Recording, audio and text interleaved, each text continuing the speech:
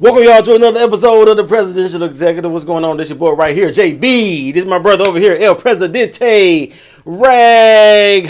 What's going on, my guy? Man, what's going on, brother? Oh man, you know we got a lot of fun. Man, coming up in here today. Yeah, no, it's gonna be a good one. It's gonna be a classic. Yeah.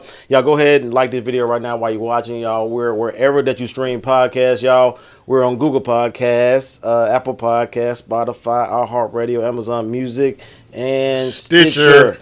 Man, and we also got our boy. Yeah. After a long hiatus. Yeah. You know what I'm saying? After Yeah. Definitely, again, prayers out to his family. But it's always good to have our guy Crown Vic back in the building. Crown Vic, man, always a pleasure, man. You know what I mean? So glad to have him back. We got two guests here that I definitely needed some help on to really kind of pull this off how we kind of had to did it. So but we're just gonna get right into it. Cause like this is not even like an individual episode. Like we can get into. No, we can't even go into. It's not one of those. Well, you know what?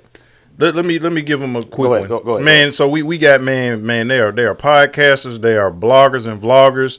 They are two of the dopest, not just poets. That would be a disservice to them to just call them poets. They are MCs in every sense of the word. Not so much necessarily in a rap standpoint, but from a master of ceremonies and moving the crowd. These are two of the best, not just in the city, not just in the state, not just in the tri-state. Not even just in the United States. I believe in the world. Both of them won Best in Black awards. We got the one and only Grant Sir and Mr. Larry #Cashmere. What it do? And that was, I apologize, y'all. That was my quick one because we got to get into it. Like, you know what I'm saying? I really wanted to go in and break down the accolades. You didn't say her last name though, right? You didn't say. Okay. No, I just said. The last name is like top secret. It really don't even exist. Yeah, I know. No, I ain't gonna lie though, because I work for the postal, so I be delivering everybody's mail. And I was gonna ask you because I was gonna call you and be like, "Are you?" I was like, "Nah, I ain't gonna bother you with that." That menial stuff. I put all that under alias too. Yeah. First name, middle name. Keep right. Straight that. But now I was like, they gotta be related because that is not. It's just like when you meet somebody last name Raglan, like I'm some kind of kin to them. Like we somewhere down there. Yeah, you shake the tree, somebody gonna fall out. Like that's what it is. Sure. All right, so y'all see the thumbnail, man. Y'all know why we here. This is not a secret. Kind of what's been going on, Kind of been almost jealous seeing all the blogs and other YouTube channels and stuff like that talking about it.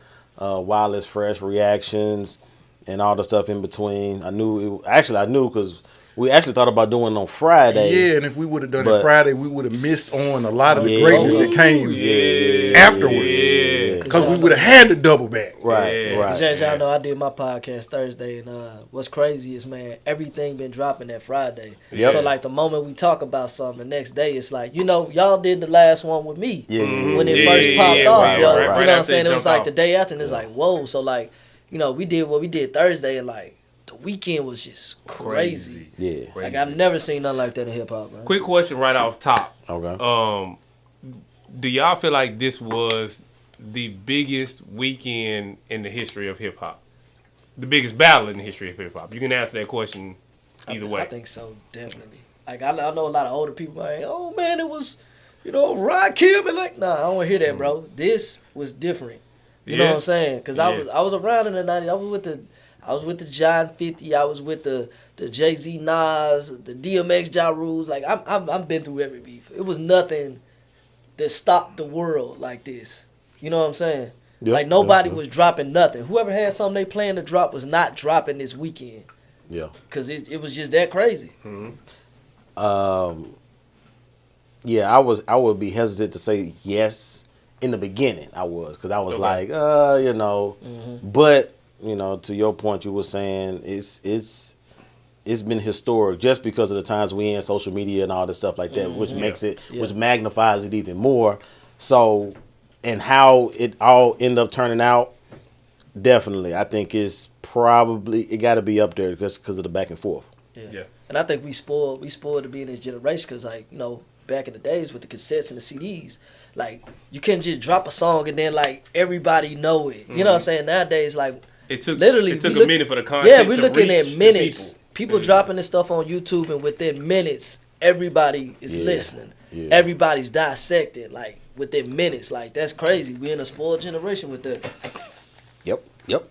You know, I think, and like to y'all's point, and it's crazy because you had to go and record it and then try to take it to a radio station, maybe get it played over the air. And then it's one of those things, like if you wasn't listening to the radio at that moment, like you missed it. You know, back in the days, I'm old enough to remember like when, like how you would make the mixtapes, you know what I'm saying? You would just be listening, hit record and, you know what I'm saying, on the jump. Press down, and that's how you make your little mixtapes or whatever. Like, that was how it got around back then. Like now, to your point, we don't appreciate it because instantly, like right now, we're live. People can sit up and watch this right now, but if you don't catch it in the live at midnight, you can go back and watch. Yeah. You can still react to it in real time. By tomorrow, we can have 100,000 comments. Yep. Whereas in the past, if we had done like an article or an interview or something like that, it would take time for people to cycle through that and get that. One hit a quarter. So, I mean, as far as it being the biggest, I know my level of anticipation because you sent me something. Yep. By the time, and I was at work, so it's like, okay, I'm gonna look at it. By the time I got to it, it was. I was like, hold on, it was like three more. I was like, what the hell? Yeah. I'm like, did I miss something? Like, and then it was a response. Like, so, man, you know what I was doing all weekend. I'm sitting in my car, you know, at the side hustle gig, and I'm just, you know, after I make my little rounds, I'm sitting and I'm just listening with your hand on your waist. You know, I got the full gear. They don't play, but It was one of those things where, like, I was really dissecting. And one of y'all said it, like, people are dissecting it in real time. Like, I was just on playback. I'm listening to everything. I've listened to every single diss and response at least 15 times. Yeah, I know. You know, from Saturday to now. Because, like I said, in my security gig, I'm just sitting in the car at the post office. I'm in the mail truck driving. So I ain't just doing nothing, but I got them on the loop. You know what I'm saying? I'm just listening. Can I cuss on here? Yeah. All right, let's cut the shit. So, let's talk about before anything, right? Before anything, who did y'all feel like was the better rapper before anything? Before shots were thrown, there's like, man, who the better rapper, Drake or Kendrick? Like, what we doing? My thing was before anything, and I came on your podcast and talked about it a little bit. I felt like Drake was the superior artist. Because he said rapper. He said rapper. Now let's just stick. He said rapper. Okay. Is it the same thing? I thought they're two different things, right? It's tough to say that because when we are looking at two artists and two rappers, they're both within their realms. But like they're both artists. I'm with you. I don't want to break it down in either or because then it's gonna make it look like because somebody might be like because like me, I might feel like Kendrick the better artist and rapper. But you know that's why I said put it how you want to put it. Yeah, answer how you want to answer. But okay. All right. If we're saying just straight rapper, who is the best rapper? And I'm to me, rapper is pretty much synonymous with lyricist. I'm not gonna split those hairs. You can split that hair, but right now that's not what I'm doing. I would give that to Kendrick, but only by a small margin. I don't feel like that there's a big gap between the two, or again, we speaking about it at the beginning of the battle, before the battle even started. Yeah. I don't feel like there's a big gap between the two in that. I do feel like there's a big gap in who was the more versatile artist. Kendrick historically has pretty much existed in one lane, whereas Drake has, done reggae, he's done pop, he's done rap, he's done hip hop, he's done trap, he's done so many different genres. So I felt like going into the battle that Drake was the more talented in terms of variety of genre, but Kendrick had him beat in just raw lyricism by a step.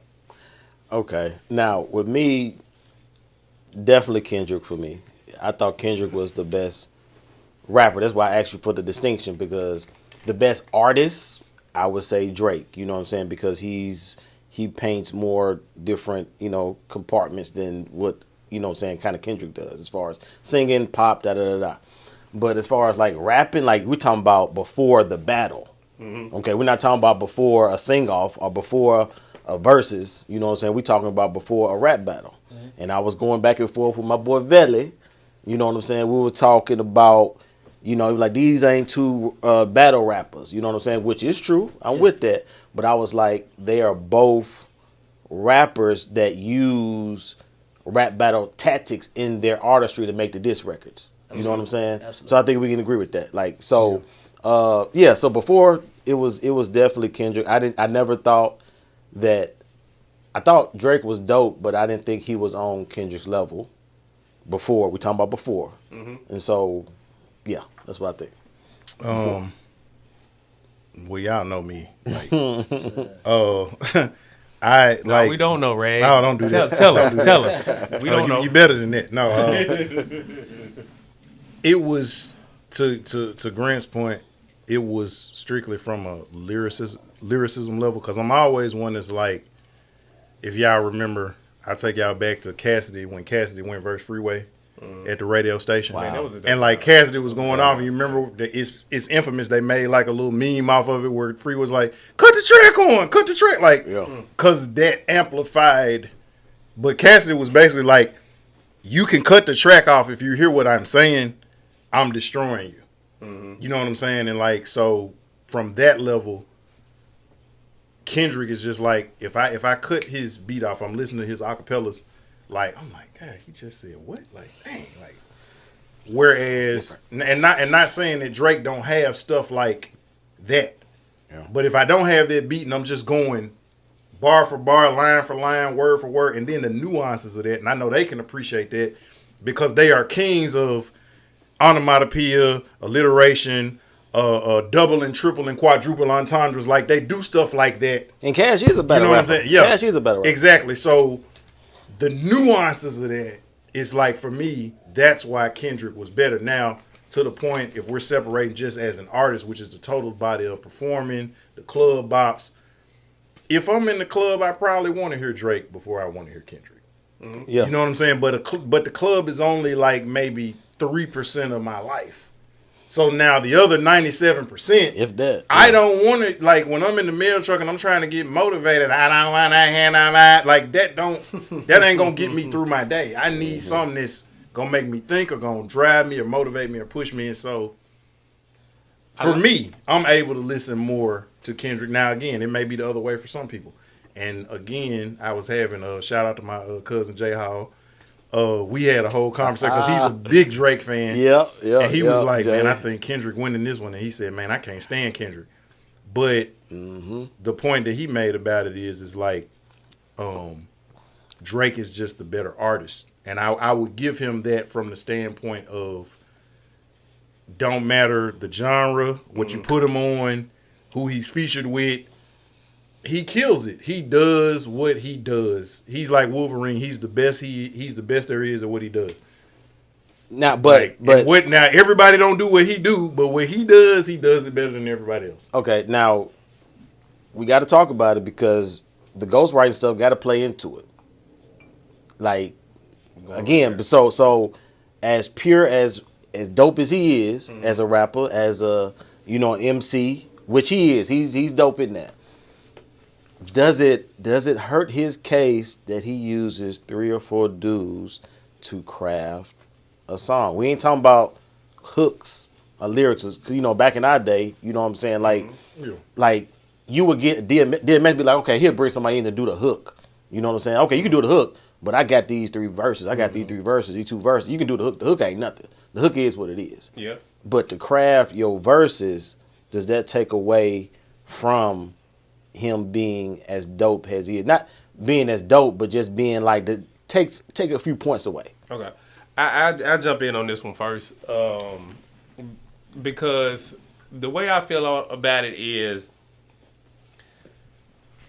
the theme that you're gonna probably hear me say a lot today is consistency.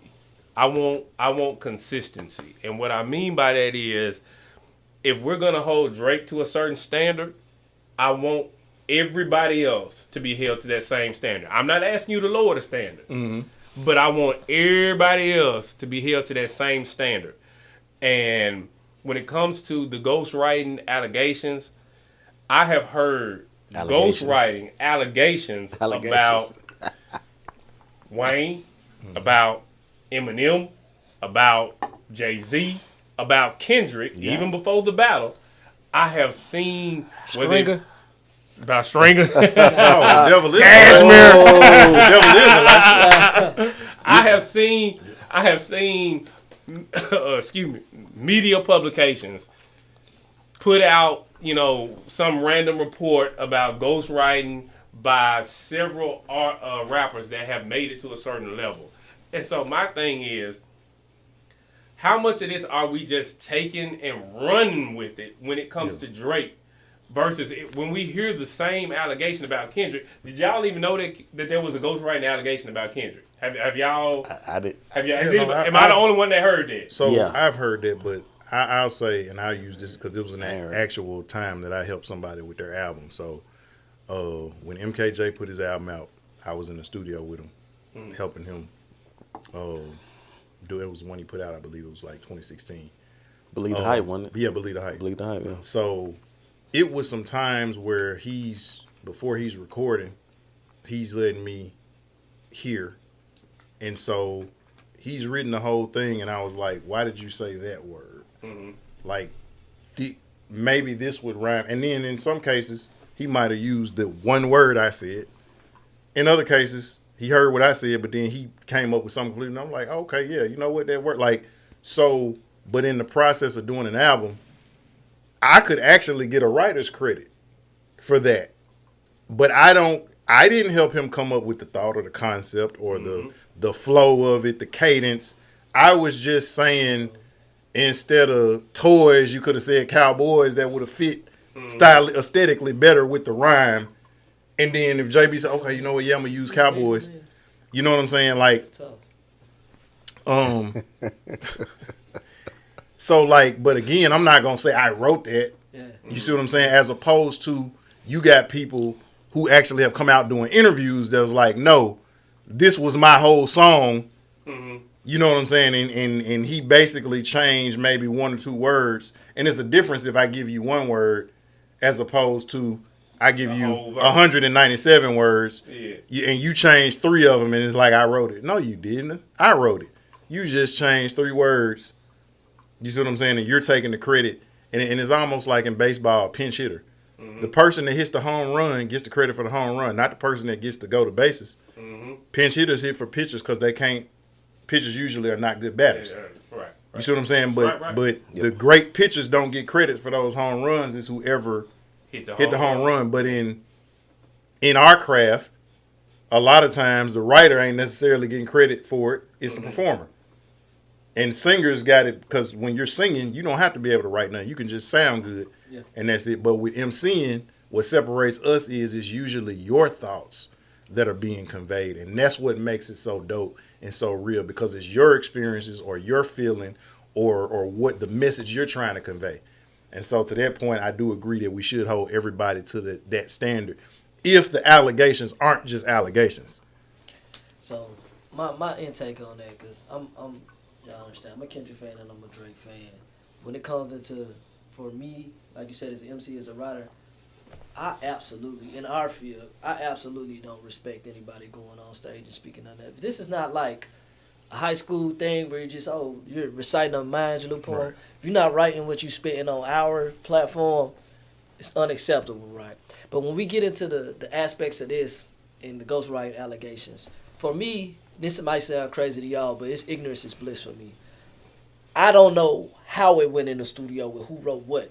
I don't know the depths to it. I don't know nothing like that. So when I looked at this battle per se, because like when I took this battle for this battle, I'm not looking at all Drake's music, all Kendrick's music, and just be like, oh, it's this all bit. I'm like, nope, track for track, bro. You rapping about me, everything you say about me, I'm going to take into my mind that you wrote everything you said about this man. Because if we going about allegations, then we can, based off this battle, it's plenty of allegations. Okay. But can we? Okay, these are more than allegations. We can get into it. These are. I mean, I just from what I know, these I don't. Allegations act like there's no witnesses. Like there are allegations about Kendrick and about other people. I don't think there's no allegations about Drake. There's no. So wait, you talking okay. about I don't see right. about the You Ghostwriting. say- No, I he get had- what he's saying. No, what he's saying is like with Drake, it's been confirmed. Yeah, I not think- just by people who said that they did it, but also people who were in the studio, people who've worked with him. Okay. Like it's kind of a thing of like if we all sitting here in the room and somebody does something, and then you say, "Oh, I saw Cashmere do this," and Vic say, "Yeah, Cashmere did that," and I say, and JB said, it ain't really an allegation, and all of us was in the studio with him. So JB, see you what feel I'm like saying? it's gone with Drake. It's gone beyond allegations, and it's actually a confirmed fact. Is what you're saying? Most definitely. Okay. Yeah, definitely. My question to you is, okay, we know that Drake. We know that Drake has written, not just for himself, but for other people. Yeah. Right? Yeah. I'm gonna just think of one example. First example to pop off the top of my head is not even a rap song. Alicia Keys, "Unthinkable." Y'all, everybody know that song. Yep, I know. You can actually hear Drake doing the background vocals if you listen. If you're listening carefully to it. Drake wrote "Unthinkable" for Alicia Keys, and Alicia Keys is kind of revered for like her depth of content, depth of music. She don't put out no cornball pop music. Yeah, it's top That's notch. not her thing. Top notch. Top notch. So my thing is, do I think that Drake has had somebody write a hook for him or write a line for him or change a word for him at some point? I'm pretty sure he has, because Drake has put out 50 million songs. So I'm pretty sure somewhere in there he has had somebody help him, contribute in some way. But Drake has also proven himself as a diverse writer for rap, R&B, neo soul, and everything else. So that's where my stance on it is. Like, he's proven himself as a writer. So has he written 100% of his content? Probably not. But he's proven that he's capable if need be. For the tenses of this conversation, and this is only if y'all agree on it. For the tenses of this conversation, because we can talk about past music or whatever. Yep. For the tenses of this conversation, Talk let's about it. assume that everything he wrote about Kendrick, he wrote about Kendrick. Because that's what we're looking at. That's what we're looking at. Let's assume that 100% of what he wrote about Kendrick was about Kendrick. That'll only make it fair. What I will concede to is that Drake's writers, whether it is Drake all himself, whether it is Drake all himself, Because I think this was a majority. whether it's all Drake or Drake the with- committee, Now, it might have been a little bit of both, but I they think it was like, majority him, though. especially with Family Matters, I felt like, because when I listen to Family Matters, and again,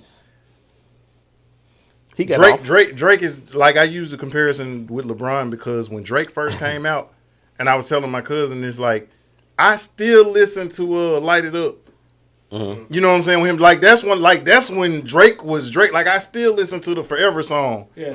You know what I'm saying? Like, I was on Drake. Like that was my And Drake was. I was Forever bumping Drake. Forever was a song with pretty much The top royal of the top family. at that time. The Titans. Eminem, Yeah. Kanye, Weezy, at that time, and Yeah. that's still in my rotation right now. Sprite commercial. I've got back to back as one of the top 5 diss songs of all time. Until this. Period. Well, yeah, no, before this came out, Because right? Yeah, no, right. But and keep in mind, at the time that him and Meek was beefing, I was not a Drake fan. I wasn't a Meek fan, but I was pulling for Meek. And lot of Meek folk let were. me A lot down. of folk And were. Meek did not. And Meek actually, if you remember, I said this a couple of weeks ago. I was like, Meek had dropped his 2 songs or whatever, and it was just like, man.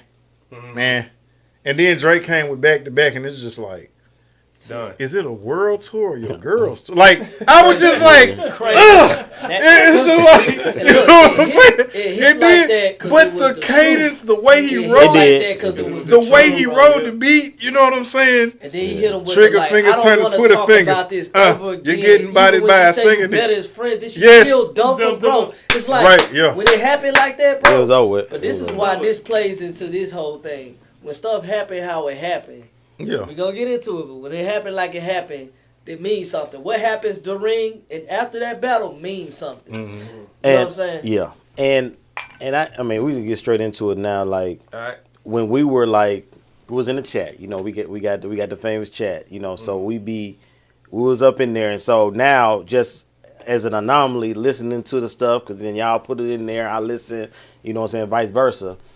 I think I said I had Drake getting 2 rounds. When I wrote it on paper, no lie, when I wrote it on paper, everything from first person shooter to like that, okay? Push-ups, Euphoria, okay? And then, what was that? Then Kendrick had with 2 after that. Like, Is that how you got it?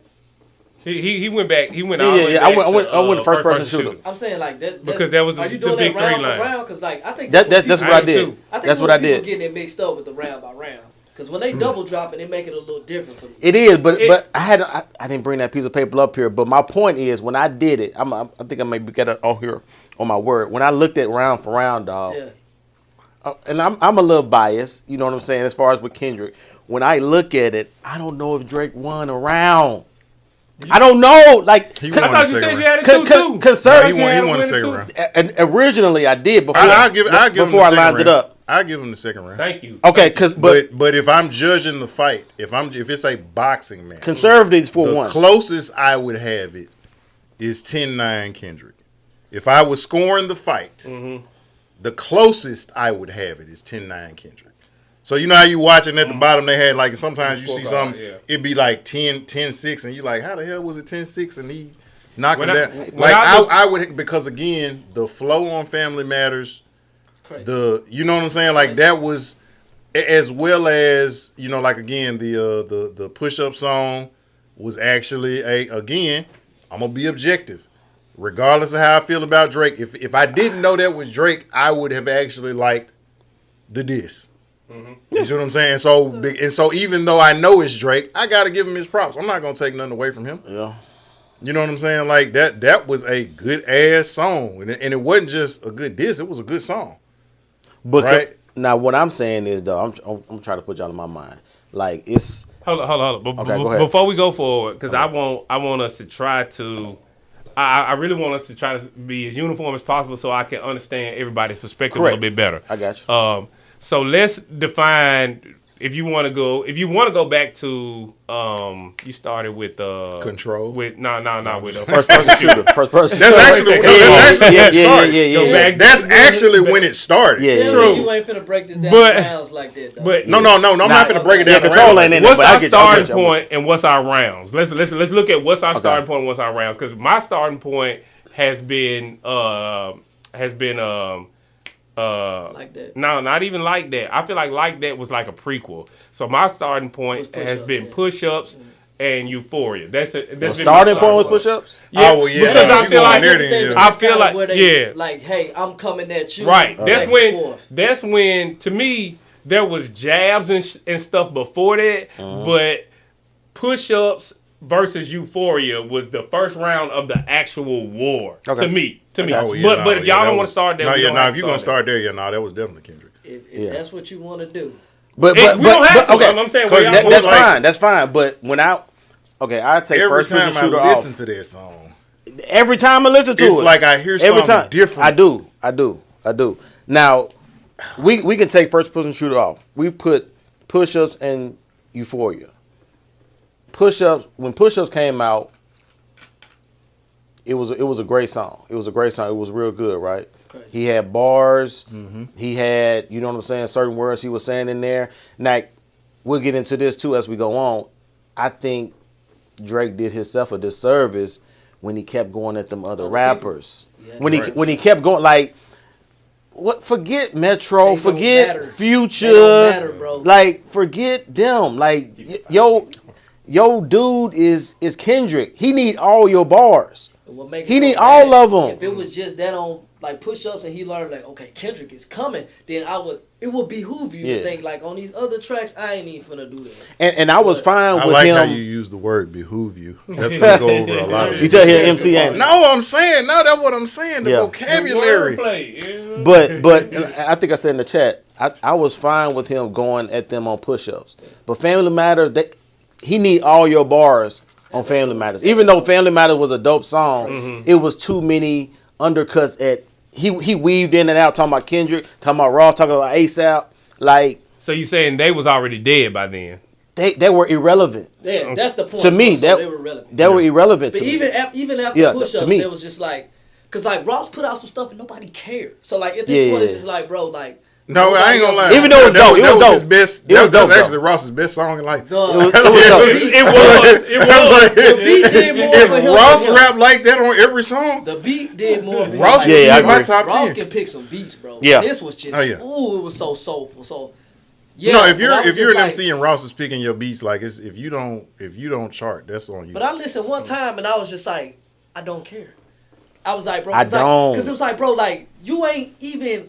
And it was kind of irritating, bro. It's like two people you want to see fight and somebody keep like you butting wanna, in. Interjecting, Keep butting yeah. like, in. you want to see Tank and you know what I'm saying, Haney, but then it's always Right. like, nah, he gonna fight this person. Nah, he Right. gonna go. I don't want to see that, bro. I want to see. What Oh, I kind of wanna like see. how My Mayweather and what's his name, Pacquiao? Pacquiao wasn't fighting. They was fighting everybody else Yeah. but each other. Yeah. And then by the question time is- y'all do, nobody cares. Yeah. My question is though, why are we saying that that's Drake's mistake and not holding Ross, Kanye, Metro, and all of them 'Cause he didn't accountable? have, 'cause he Because didn't have to talk to them. Cash, He if didn't. I'm fighting you, me and you, we jacking. Right.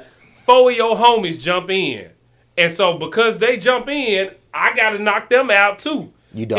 Is that on? I don't have to. But that's not how I saw If it. I don't, Alright, no. if That's I not- don't, I think- I I think- can't hold on. trade. I think he saw it more like- go ahead. Like you fired on me, right? And then I'm like, oh, I'm finna go fight you. So I fight you, then I leave. Then another nigga like, oh, well, I want to fight you. And instead of being like, nah, I gotta fight Grant, I'm finna get it up with you. Then this dude, oh, I want to fight you. So I'm gonna get it up with, instead of being like, I'm gonna save my energy, not because I know I gotta fight Grant Monday. I know when I go back to school, he ain't playing. I know I can knock No. these niggas out. At Hey, any Cash, point. I got a better one. So At y'all any y'all point. haven't seen my twins, but like my twins ain't even 2 yet. It would be like if I'm fighting somebody, and my twins are coming and they start hitting you in the leg, It ain't gonna hurt and you, you right? stop fighting me to Yep. fight Debo and Chili. I like that. But I'll put this You know what I'm out saying? there. 'Cause Debo and Chili, that's dope. Yeah, no, so Debo, because he actually was baby number 2, but he Debo'd his way into the front. That's why he became Debo. And I Chili, knew it was she, something behind that. yeah, Know what Chili, you she doing. just like if you look at her, like she just is always just like Yeah. she just chill. So that's the Yeah, point. yeah. But it would be like, and that's what I saw. Like I think kind of that would be a better way. It's no point in you stopping to fight 2-2-year-olds The babies. when you got somebody that's your size or your weight class. I'll But put this out there. here's the counterpoint to that. I feel you. Believe me. I feel y'all. Right. But if you don't get the 2-year-olds off your legs, they could fuck up your. Can I cuss? I'm sorry. Yeah, no, go ahead. Go They ahead. can fuck up your balance. They can't really damage you. Yeah. They can't really damage you, but they can fuck up your balance. And so I think that Drake, and I also this kind of play. I don't know if y'all want to get into like the real deep conspiracy. Everything, because I got a deeper point Okay, that I want to make too. But go ahead. Okay. And you got to watch our podcast more because I cuss all the time. This Yeah. was a know, right? collective effort against Drake. It wasn't Kendrick. just So, talking. this was a collective effort against Drake, and the proof of that came from Kanye West's mouth. Who listens to Kanye? Also, now you want to listen to Kanye? Ho. Because I- before, y'all know I don't. Okay, go ahead. Here's my thing about Kanye. Okay. Here's my thing about Kanye, real quick. If you want to get the truth about something, the person that can't hold their tongue is a Gemini. Uh-huh. Tupac, Kanye, my wife. I know Gemini's way All too I know well. is the same nigga who was do talking flow about hard, Jesus tongue.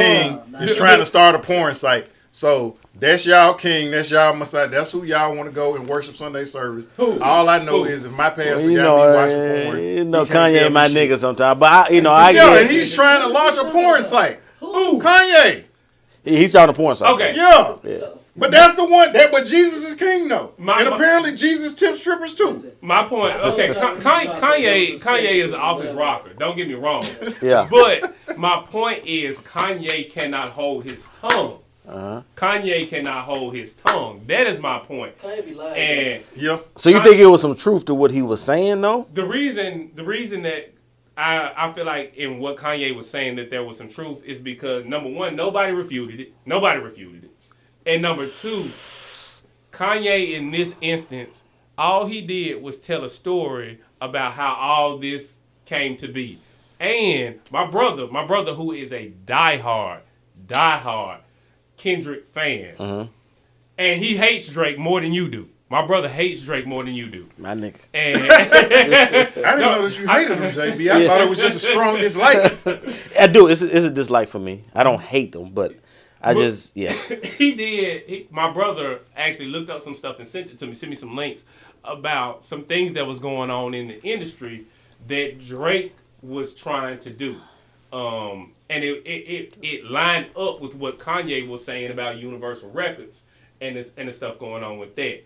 And my brother was actually bringing it to me because he was like, see, this is what, the type of person that Drake is, and this is what he was trying to do behind the scenes. And it lined up with what Kanye was saying. And my thing is, Drake. I'm going to keep to the point that you listen to Kanye. So I'm going to bring that back up. So next time, go ahead though.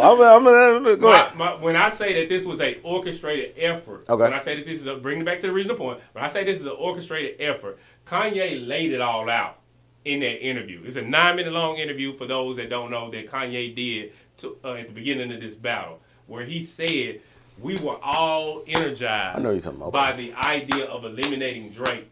And the dude who was interviewing Kanye was like, well, what did Drake do? He kept asking him, what did Drake do? What did Drake do? And then the only thing that Kanye said Drake did that made them want to get rid of Drake was some stuff going on with Universal Records. For those that don't know, Universal Records is one of the big three. Yeah, it's one of the big three. It's Sony, Warner, and Universal. Sony, Warner, exactly. Yeah. And Universal, even though an artist may technically be signed to Cash Money or whatever label, Universal is under Sony, Universal, or Warner. Exactly. They gonna fall under one of them umbrellas. Yep. And so Kanye basically kept saying that Drake was getting too much power within Universal Records, and that is why they wanted to get rid of Drake. Right, that's what Kanye said. I'm going to ask you one simple question. Because like that to me, let me ask you this one simple question. Thinking about who Kendrick and how Kendrick is, do you think that he was with those people and he plotted with them, or do you think when Kendrick was rapping, he was really rapping about like Drake, this is me and you type shit? I think Kendrick wanted to murder Drake anyway. I agree. I think Kendrick wanted to murder outside of all of that. I think Kendrick wanted to. But that's the main point. That's the main point. I believe if OJ was not dead, that Kendrick, because we all know that OJ was on the West Coast. Stay with me, as Ocho would say. No, I'm just playing. Bronco. Right, exactly. And the Bronco was white. And what did Rick Ross call Drake? White boy. Do you see? No, I'm just layers. Leave it alone because at the end of the day, I don't fault Drake for what he did on push-ups because he needed to address all of it. Cool. Yeah, cool. I was cool with push-ups. I was cool with push-ups. Can I say, so, because I know y'all have dealt with this, because, again, y'all know I don't really comment a lot. I read them. Yeah. I ain't got time to respond. Y'all know I read them. I see what you're saying. You a ghost watcher. So, yeah. Raise your hand if you've ever made the honor roll or got some type of academic accolade. Of course. Okay, so it's a lot of people who are in y'all's chats and comments who apparently have never made the honor roll or gotten any type of academic accolade. But at the same time, you want your kid to make the honor roll, which is kind of hypocritical.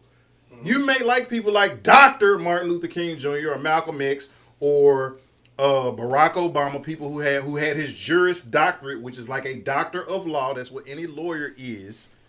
But then we act like when you listen to people who raise your intellect, that makes you square or dumb or lame. I hate that bullshit. Me too. How can you say you like Tupac and Tupac was a freaking genius? He had an IQ of at least 150.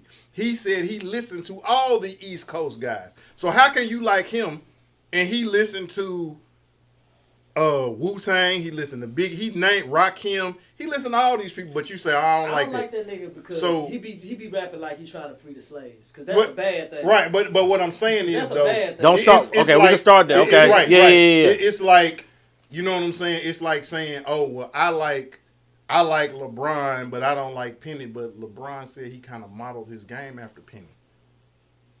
You see what I'm saying? So if you watch Penny, you can see some LeBron in Penny. No doubt. So how you gonna say I like LeBron but I can't stand Penny, or I like Jordan but I can't stand Dr. J? Like, you can't watch certain people and then you see who they got their game from. So Tupac said, "Oh, I like Nas, I like Rakim, I like Wu-Tang, I like Biggie." So you can't say I like Pac but I don't like them, because that's who he liked. And he made Me and My Girlfriend. If you remember Me and My Girlfriend, he was actually talking about a gun, but he made that after Nas made the song where he rapped from the perspective of the gun. You see what I'm saying? The song on All Eyes on Me, I Came to Bring the Pain. Method Man had a song, I Came to Bring the Pain, hardcore to the brain. He did that because Tupac rocked with that. So it's a lot of people who are commenting like, oh, well, this ain't this and this ain't that. But like, you got to understand, both of these people are of high intellect. And our ancestors, every parent, most of us in here are parents.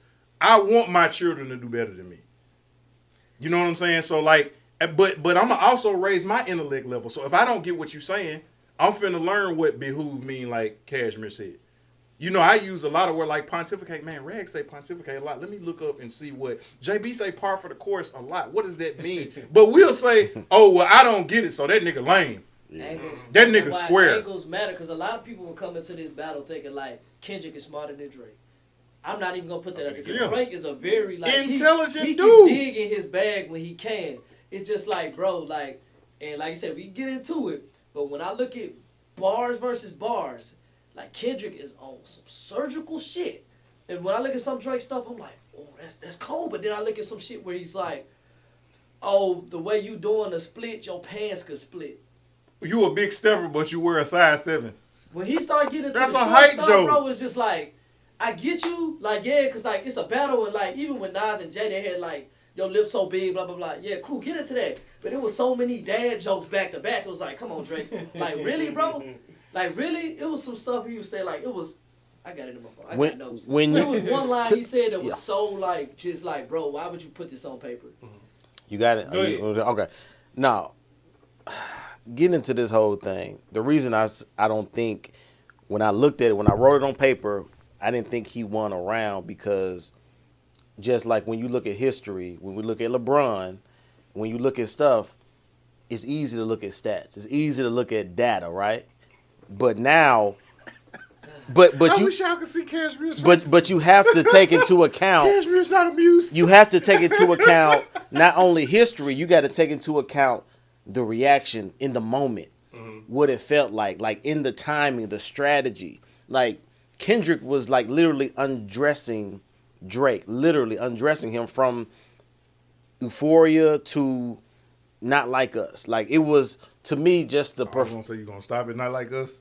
I was like, cause that ain't the best diss song of all time. But go ahead. No. It was, but to me, he was undressing him, because now Drake's Joker to me was Family Matters. I think we all can agree, right? Yeah. That was probably that was his best, right? Bar, style, flow, cadence. Like I said, everything. Drake's writers, whether it's Drake or them niggas. If it was, I hope it was all Drake. But if it was Drake and them niggas, whoever wrote that shit need a raise. At the end of Push-Up, it was cold. He already played that beat. He did. He had that first part pre-written. Yeah. Those other two verses he wrote after. However, that Hold middle on, verse. no. So when you said play that beat, what do you mean? At the end of Push-Up, he gave you a preview. The actual. Okay. Right. So that middle verse wasn't really at Kendrick. That was at other niggas. So I knew that was for other niggas, right? Then he got back into Kendrick on that third beat, right? So the way I look at it, and y'all can give me how y'all ran it down, but like I said, when Push-Ups came out, I was like, damn, okay, Drake just snapped. Cold. Ooh, you know what I'm saying? That's nice. I'm sorry, bro. Euphoria, like, my two top tracks is Family Matters and Euphoria, mind you. Euphoria, because it was high energy, 3 beats, just crazy, just went crazy, right? The third time you heard it, well, was it better than the first time when you heard it? Jamal, I listened to that song probably 50 times. Bro. I mean, because every single time. It was different. Every single time I listen to it, and it's just like, it's just because, like, I know sonically for some people, like, this is for me, sonically can be, you know what I'm saying? It's like I heard it. But, like, this was just like, every time I listen, and that's what frustrates people. They listen to it and they be like, oh, you shouldn't have to listen to it 3-4 times. No, nigga, you want it. Like, I battle rap, right? It's different between, like, I shoot you, you'll be dead. Other than somebody actually orchestrating the scheme to make you think, then you just like, oh, it's the delay for me. So when I go back and I listen, I be like, I didn't catch that. I'm not you like, didn't catch it the oh, first that was time. so difficult to catch. Yeah. Like, no, I won't. Like, it's just like a movie. You know what I'm saying? When you watch a movie, there's movies that can be like, this happens and that's the end. And there's movies that leave you thinking the whole time. Like, so when I like went back all to of Euphoria, us, it was like that. all of us have been to church, or we have some sort of type of faith, right? Yeah. It's like when you read the scripture, you get a different. It's something you might have. Your grandma told you when you was 6. Then when you 26, it hit different. But then when you 36, you got a whole different revelation. So you got to keep. But go ahead. I just wanted to point that out. Yeah. Like I said, with push-ups, what got me, and everybody can say what they want about the beginning. To me, the title alone was crazy. Talk about the title alone, drop and give me 50. Literally, like just that alone, I was just like, oh, okay. So Drake is, he almost. So I was like, okay, nice. But then when Euphoria dropped, it was like, okay, yeah, this is Drake don't want it with him. And then what was the next track? He did that Taylor Made and 616 in LA. But Taylor Made came out before Euphoria. So let me just Taylor Made, I just didn't like. I feel like the Tupac angle, Snoop Dogg angle was trash. If he would have just did him at the end, cool. I just did not like Taylor Made. It's my least favorite of all of them. So then Drake, even more than 616 in LA. Even more than that, because Okay. that was after Euphoria. Euphoria, 616, right? 616. I did like 616. It wasn't like crazy, but like to me that was like his plant jab. That's what I felt about Taylor Made. Yeah. Taylor Made was kind of like, I'm just doing this to show you I can back to back you and set you up with something else, right? 616 for me was just I'm just jabbing a little bit, setting you up for what I'm about to tell you. Yeah. So then, for me, I'm sorry, when Family Matters dropped, I was like, I ain't gonna lie, as a Kendrick fan, I was like, oh, wait a minute. This is something. Yeah. Like, he's rapping, the video, the images with the crushing of the band, I'm like, this is the Michael Jackson scheme with the Jermaine, like, crazy, right? That, and I was just having this discussion with him. If that would have dropped, and the days would have went by, and anything else came out, it's not the same. Yeah. But when you do that, and then like, mind you, this is why 616 means so much. He said, yo, you got a mole in your camp. You got a mole in your camp. So when you do that, you drop, and I'm sorry, niggas can say what they want. Drake emptied the clip. Family Matters was the clip. That was it. He emptied the clip, and it was worth it. It was crazy. It was it. But with the 30 minutes after, when you do meet the Grams, and it says what it says, it's just like, that was the difference for me. That was the turning point. You hit the nail on the head right there, because like the whole thing was surgical. Like, honestly, I think this thing could have been over after Euphoria. Yeah, if Family Matters didn't come out. No. If Kendrick would have put out a visual of Euphoria. If he would have put out a visual of Euphoria, like the images and all that stuff, it just would have been a wrap. But the way he set things up from 616 and then even we go into Heart Part 6? Yeah. Heart Part 6? Yeah. And people like The worst one out. how does Think so? I think Drake is so the Heart Part 6 felt like A big ass response. lie. No, it felt like, oh, I gotta damage control. Because but basically Definitely. the only thing you deflected from was on the Meet the Grams, like, oh, look at you. You made this whole song and I don't even have another daughter. But okay, you didn't address the verse about your daddy. You didn't address the verse to your mama. You didn't address the verse to your son. You didn't address to me, the verse on Meet the Grams was the last one. When he talked to him, and he told him, this a battle between you and yourself. It's like, oh shit. Like, oh. But let me say, Hold on. No, go ahead. I gotta jump in. Okay, go ahead. Do it. I haven't been able to give y'all. Y'all have all given y'all sort of round count. Yeah. And how y'all scored. My round count is 3-1 in Drake's favor. I think Kendrick won one round. That's my honest. I'm disappointed in you, sir. That's What my honest. I'm finna run through it real quick. Hold on. Let me make sure what you said. Okay, go ahead. You said Drake after what round was 3-1? I'm Are you saying now? You saying now? Yeah, right now, I'm saying period. They dropped 4 songs each in this war. If Starting with push-ups? Starting with push-ups. Okay. They've dropped 4 songs each. And you saying he up? Drake won 3 rounds. Tell me why. Kendrick won 1. Tell me why. All right. Here's No, okay, before you start, I want to know the angle that you're looking at it. I want to know the angle, right? Because I'm looking at it from because it's a battle, right? It's a battle, right? Yeah. So everything matters. Because I remember we in the chat, you was like kind of like, well, the details and stuff really don't matter. I'm like, nah, they kind of do, because it's just like, I just want to know your angle, because just like if your wifey, we married, like if your wifey come make you your favorite meal, put the crust on top, put your house shoes, like the details matter. Okay. We can't, you know what I'm saying? So I want to know your angle, okay. your angle. I agree. I'm considering details. I'm considering depth. I'm considering all of that. Right. Details, depth, all of that. I'm considering all of that. Okay. Timing, all of that. I'm considering all of that. All right. Round 1 for me was push-ups versus Euphoria. Now, push-ups to me, timeline-wise, it was the response to Like That. Because Like That came out right before. Yeah, but you ain't talking about Like That. I'm not talking about Like Because you That. started from push-ups, right? Okay. I'm just giving the All right. Okay. timing context. Okay. I'm with you. And the reason I say that is because it was a straight punch by Drake. Like it wasn't a knockout by any means. Okay. It wasn't a knockout by any means. I wouldn't even call it an uppercut. But it was a, all right, I'm ready. Let's do this. It was a, I set it off. Let's go. I'm ready. Let's do this. That's what push-ups was. Euphoria, first off, Kendrick took a while to put it out. Oh. Yeah, it was 3 weeks. Kendrick took a while to put it out. Like 3 weeks. Kendrick took a while. No, to okay. Let's address this. Let's address it first. Okay. It took 22 days for Drake to come out with something from Like That. Okay. It took 17 for Kendrick. Okay. Okay. So I okay. Go ahead. I'm gonna speak on that. I'm gonna speak on that. Right. I'm gonna address that right now. Okay. Okay. Like That was not expected by Drake.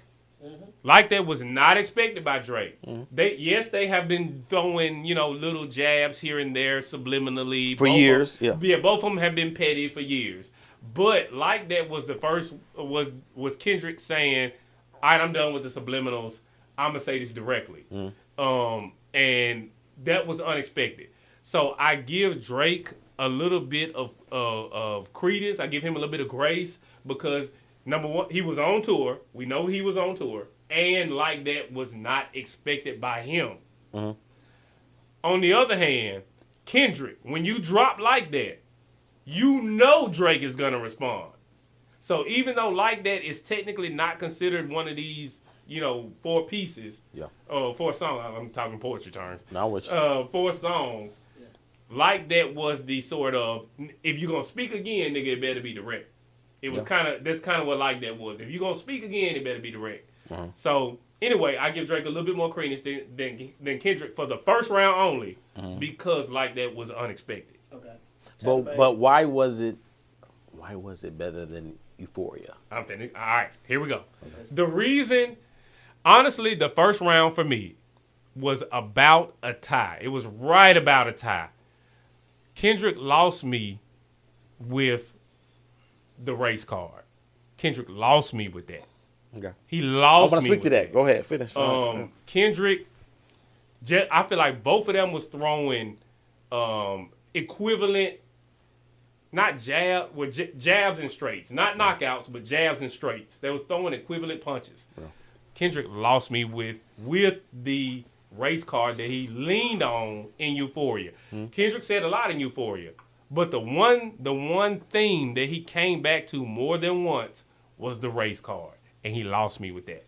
That's what cost him round 1 in my eyes. I got you. Now, to get back to your race card, I think we talked about this a little bit.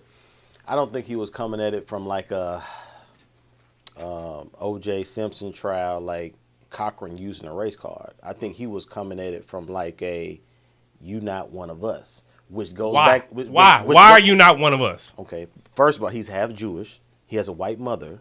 He's from Canada. You know what I'm saying? So he basically using us, especially here in Memphis, because we can speak to it. I right? feel you. Because you know what I'm saying? Because he uses Memphis to a degree that I think a lot of people be like, oh, we got Drake, but nah, he just right. And like, oh, I got street cred. You see what I'm saying? He kind of because Memphis is one of the blackest cities in America. We one of the roughest, thuggish cities in America. Period. Right? And I want to say, and so he uses we're it top 3 in terms of just as a city, the population being majority black. Yeah, we're up top there. 3. Like per if it's capita, not up, yeah. like per capita. Baltimore maybe or something, but like Memphis is one of the top 3 cities that's per capita. But yeah, so we up there, and so now I think he uses Memphis to the degree to where he can use us as like his little brother. He can be like, I big up the legends. I got Juicy J, Project Pat in the video, 0 to 100. I got Block Boy JB. I got Zach Randolph. He actually did a video right up the street. Used to be Andy B's up the street. Mm-hmm. He was at the bowling alley. Was it Bolero? Yeah. I don't know what's it called now. Bolero. That'll change it. But, that'll change. Yeah, that did a whole lot of time. It's the same bowling alley. It's the same thing. But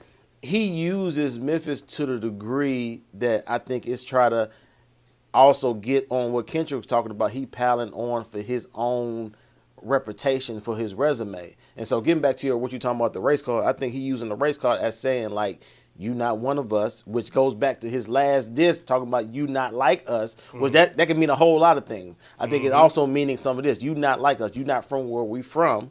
And so I think he used the race card not to say like you know what I'm saying, you half white, ha, but just saying like, first of all, your strengths when it's convenient. Yeah, you not from our culture for one. You not American. Mm-hmm. You Jewish. You from Canada, and so it's like you infiltrating our system and our culture to really try to act like you really one of us. Okay, you know what I'm saying. So that's where I think he was coming there from, like with the race card, not like from a like, hey, you mess with a white person. That's why I thought it was kind of lame for him pointing his mixed wife because he wasn't even talking about you being with somebody like that. But Kendrick said again, I'm leaning on what Kendrick leaned on. Okay. Kendrick said, what Euphoria? What did Kendrick lean on? We don't want to hear you say nigga no more. Yeah. Now don't get me wrong, musically the shit was dope. Have you seen the video? He said, that's my nigga. Like, have you seen that? I mind you. I didn't really care for it. Like, cause like I said, you want to call it the race car stuff. I didn't really care for any of that. That wasn't what got me out of that. And that's cause like when I look at Drake, and like I said, this is one of ignorance is bliss thing, right? Cause I bumped Drake, but I never felt like he was anything of what he talking about. He was like, they never loved us. Like I never, like you're not that guy. You're not told him. us you're not that guy. You're not him. From Degrassi, we knew you weren't that guy. No. I just know that. Look, you can rap. That's what I like. I listen to music. You can rap. That's it. But Drake's whole career, I always knew like you want that guy, but like being that I know that, it doesn't matter to me. It's like an actor. You're an entertainer. Entertainer. Yeah. You're good at what you do. Yeah. I don't care about the fact that you're not what you are. So, but that's what plays into this part of everything. When it's about like, what are you like? You know what I'm saying? Is you like that? That's when Kendrick like, yo, you ain't like that. You ain't like that. That's kind of what played in everything. Cause like to me, Drake past doesn't matter. Like I know you ain't that, but like when it's time to be that, then it's just like. Yeah. So like I understand what you're saying about the race car, but that didn't play the biggest role for me in Euphoria. Well, you I was also just like, gotta I don't understand care about too, that. though. Like, so and this goes back to when Drake was dissing with Pusha T. Like, what did he use? I forgot about and Pusha. See, and again, and this is why I talk about niggas Pusha. who didn't make the honor roll. Nah, got a whole lot of comments. Kendrick made sure we didn't forget about Pusha. He But what I'm He saying did. But so like people forget. Not only did he use the picture of Drake in the blackface, but then he used the beat for the story of OJ, who said, "I'm not black, I'm OJ." Yeah. So the story added. So it's like but people missed on the beat for the story of OJ, and then the picture of him with the jazz hands doing the blackface, and it's like, but that went straight over people's heads. And real. So for me, it did, cause Pusha T can rap. Well, Pusha T, the knowledge he had of their son was crazy. Like, right, he should have won that battle. No, but check this out. he didn't win. You don't think Pusha won? You don't think he won? don't think Pusha- I'm gonna tell Oh you my why. gosh. I'm gonna tell you why. A lot of people say Pusha won, and I just feel like You been doing that it's because ayahuasca. of Drake, as big as Drake was, he skimmed over that one little thing. I wasn't hiding my kid from the world. I was hiding my world from the kid. It was just like that didn't even dent him. Cause I'm sorry, like. That's the difference between this Kendrick and Pusha T. Pusha T don't have as much money as him. Don't I have mean, no If another So, nigga got he a call, make I a phone understand, call but and he say, played- hey, he don't played the role. everything you finna release, don't release that. And everybody He know. swept it under Have the you rug. ever I'm seen sorry, Jay Howard Prince take a played it. picture? Do you Howard know what? played it. Have you ever seen Jay Prince take a picture? Not really. No. When go Google images of Jay Prince right now. Every time Jay Prince take a picture, Jay Prince is in the picture like this right here. If a nigga, your image is you making the gun. Every single picture that Jay Prince is in, when he take a picture, it's like everybody else posing. Jay Prince like Looking at you. So when that nigga call you and say, "Hey, you need to do this," and guess what happened? When no more response, Drake didn't respond. Pusha let you know at the end of the song, "Oh, I got more." But the point I was making about it is that like it's a lot of subtleties that go straight over people's heads. Yeah. And to your point about using the race card, it was like, okay, you're black when it's convenient. We know you black, but you play your whole crew. When I look at your crew, I don't see none of us. I see a bunch of you lean heavily on your bar mitzvah, on your Jewish side. You lean heavily on that. Yeah, but when it's Saturday Night Live convenient, Drake is different. Than, right. Than But Pusha when it's Live Drake. convenient, Yeah. now I'm with Future. Now I'm with Metro. Now I'm with 2 Kendrick got Chainz. into that, though. Now Yeah. I'm with. No, I'm just saying. Like, so yeah. Oh, look at me, y'all. I'm one of y'all. But then I get to go back home and be with my real people. You know what I'm saying? With my real rounds over here, who don't look like and go through what we go through. And that's kind of the thing he was pointing out. It wasn't saying we look at you, nigga. If he was just a random nigga getting pulled over by the police, He we already still know what he had. gonna- yeah. You ain't that light skinned nigga. Right. You would still be on the news. Like you would be Philando Castile. You'd be George Floyd. You'd be Eric Gray. You'd be anybody that we've read about or heard about or seen videos of in the news. But when it comes to us though, like you're the guy that like we all go out and all of us kicking it, and you the dude trying to act like. You like And that. you know what's crazy? Because I live in Cordova now. It's like, Right. but you was the nigga that's like, We all do. I don't know saying it's like right. You know what you're saying about Like right? that no more. It's like, but like when we was coming up, Yeah. like the nigga that's like, oh, where you from? Oh, I'm from North. Oh, I'm from South Memphis, I'm from yeah. Fraser, I'm from Raleigh, all bit. And it's like, oh, where you from? And he quiet, like, oh, you know, my grandma stay in Whitehaven. It's like, nigga, you go to Mount Pisgah. Nigga, I live You in Barton. stay. Stop it. You go to First Assembly. But Like, here- nigga, you live in Cordova. And it's like the Cordova nigga that's trying to act like he down. But at the end of the day, Yeah. your homeboys are playing lacrosse. And that's what y'all do. Yeah. You know what I'm saying? Y'all playing water polo and croquet. Rugby. You know what I'm saying? And it's like, but when you with us, though, Soccer. you know the rap lyrics better than we do. Water polo. You know what I'm saying? Like you know the rap lyrics better than we do. But it wasn't like saying we don't acknowledge your blackness. It's like you play more to your blackness than almost like you're trying to fit. Almost like you're not a part of what we are. And you trying to convince recognize yourself. that, right? So now I gotta, and he had a line in you for it. You not How like many us. features you gotta have before you feel like you black enough? Yeah. You see what I'm saying? It's like you know what you doing, and so it's like I gotta keep doing this to show, even though in my reality, Now, We ain't I'm gonna- we ain't hold gonna on. let you- we gonna let you Yeah, die. go ahead. Yeah, no, I'm- no. I'm- I'm waiting. I just had to ask you about. I tell you about the race car because I just thought I'm it going to was. move it forward Right. just but a you little bit. you So know we you know gonna who tell Grant's him people what? are, right? Who's it? On his daddy side, like he related to the Grahams. That's why he's. You relate to the Grahams, man. You mean on my No, mom's no, side? yeah, my bad. I apologize. See, I'm inaccurate. So what we got? I said But- his daddy's side. It was his mama's side. But- that was on that. Right? Move- Euphoria and push-ups. Moving forward a So little we bit. on TaylorMade and Yeah, TaylorMade what is- and 616 in LA. Another thing that was a consistent theme for me in this battle was hypocrisy. And that's kind of a continuation of where we just left off. Mm-hmm. I feel like a lot of people call Drake out for quote unquote using his blackness or being one of us when it's convenient. Mm-hmm. I feel like Kendrick Lamar plays this pro-black savior messiah for the culture role when it is convenient for him, but the shit is fake.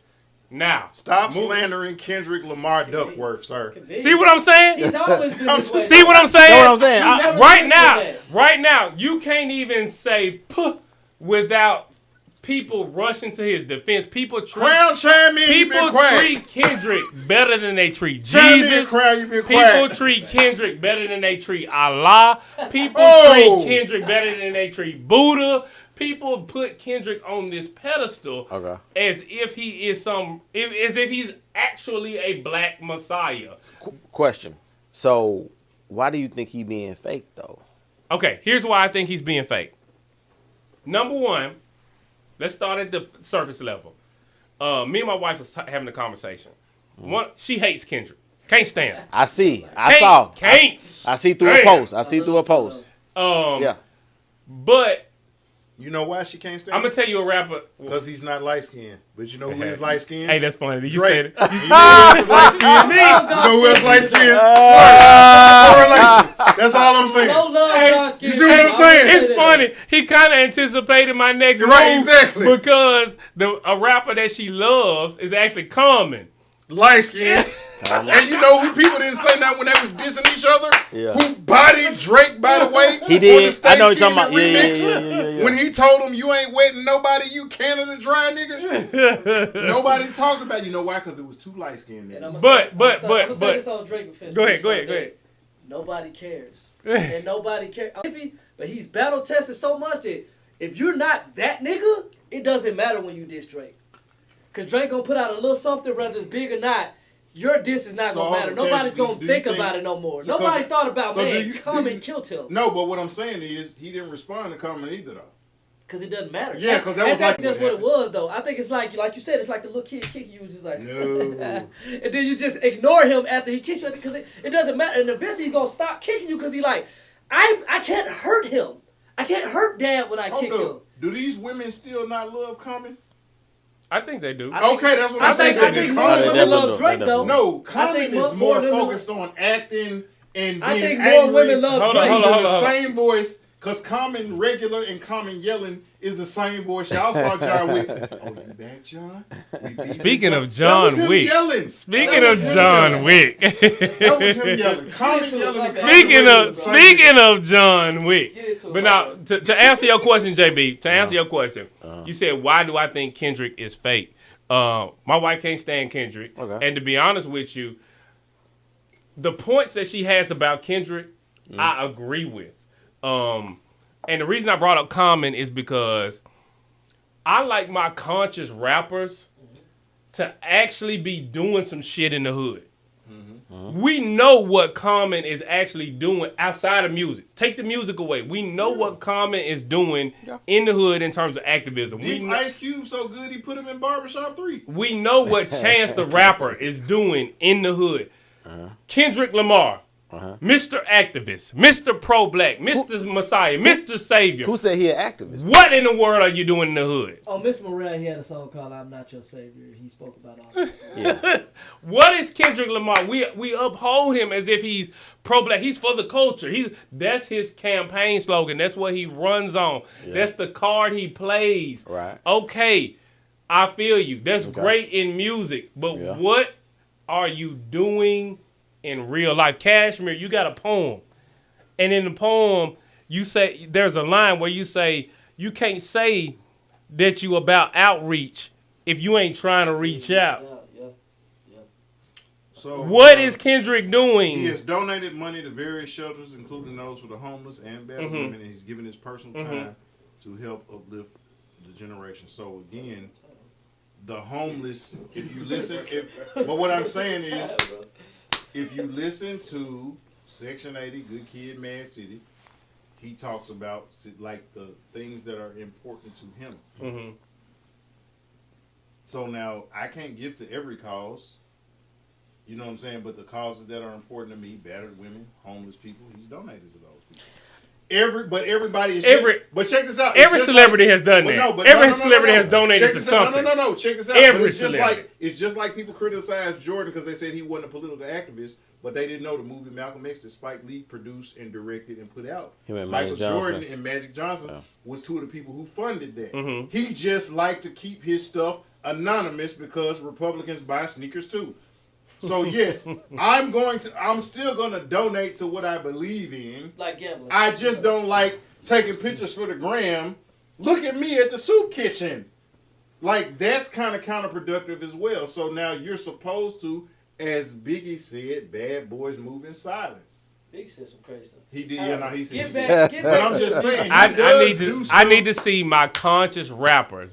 If you are if that is your calling card. Now, don't get me wrong. I don't think that every rapper has an obligation to do that, to be an activist. Yeah. But I do think that if that is your calling card, if that is what your campaign slogan is, if that's what you're running on, if that's what you're pushing to the forefront, then I need to see the real work.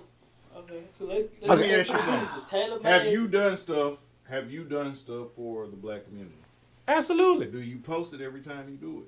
No. So because you don't, is it fair to say then you're not genuine or real about what you're doing because we don't see it?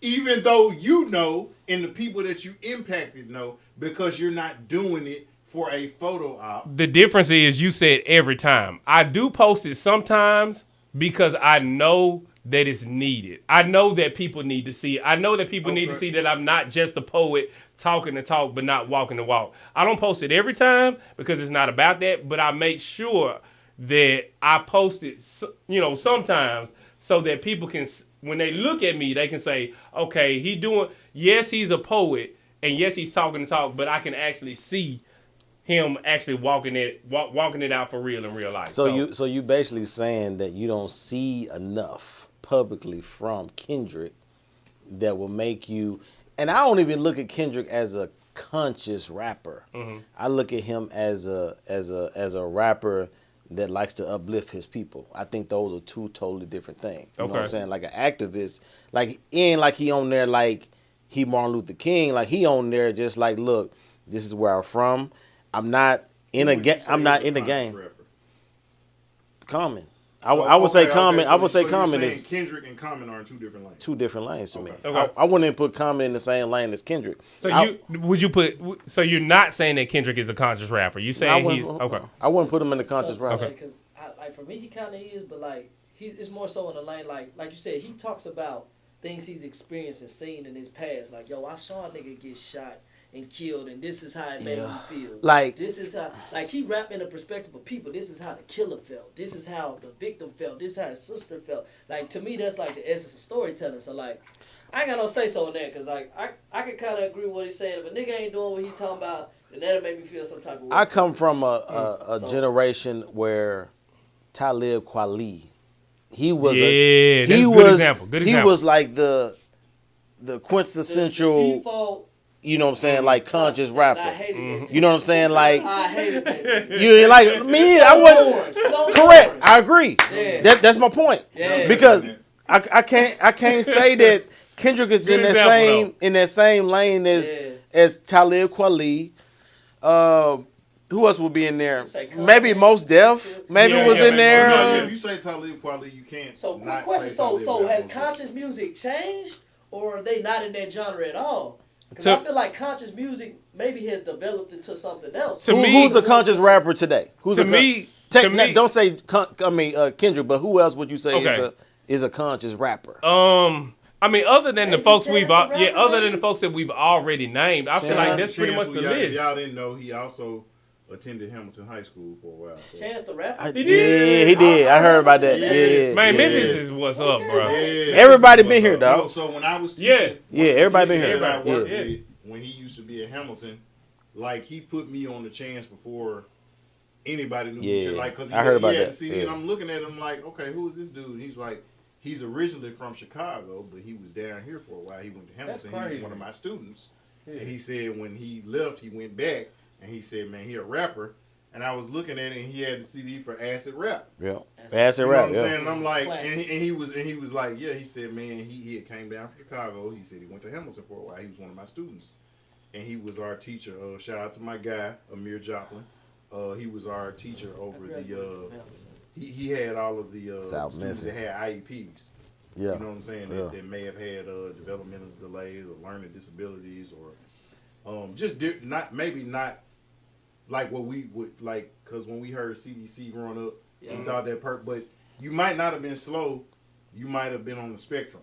You know what I'm saying? But so you couldn't be with the regular class because you might be too hyper, but you actually could have been smarter than everybody in the class, but it's just like you were in a different, he had those students, and he was like, Chance was somebody that he knew, and he's like, man, this brother's dope, he deep, he's so intelligent, and he put me on the Chance. Yeah. You see what I'm saying? This was back in like 2012. I would put Chance in that lane. But then also today I would put Lecrae as a conscious rapper. That's what's tough, bro. You see what I'm saying? Just defining conscious now is tough because you got stuff like Lecrae to me, just like you can say it's like conscious, but then you got stuff where like Kendrick is borderline that. Like you might listen to the cussing and like the stories, but like when you look at like the message behind it, like is it the message that makes it conscious, or is it about keeping it clean and like you know what I'm saying? Because it's like it's a slippery slope with that. It's subjective. It's subjective. For me, when I say a conscious rapper, somebody it depends on what your perspective. They're conscious of their environment. They're conscious of their faith. They're conscious of. Kanye used to be a conscious rapper. Yeah. And then it just slowly became. Something else.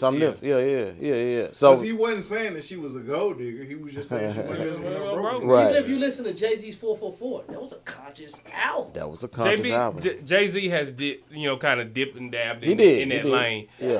I would have rhymed like Common Sense. Then I made $2 million. I ain't rhymed like Common Sense. Yeah. And Jay-Z said, if skills sold, truth be told, I'd probably be lyrically a Talib Kweli. Thank you. You know what I'm saying? And it's so. These hip hop heads. So to me, you're a battle rapper, nigga. You're a hip hop head too. To me, you know what I'm saying? Like I said, to sort of put a bow on it, I put Kendrick in that conscious lane, and because of that, I want my conscious rappers to actually do something in real life outside of music. Do something in real life that you're rapping about. That's the first reason I call him fake.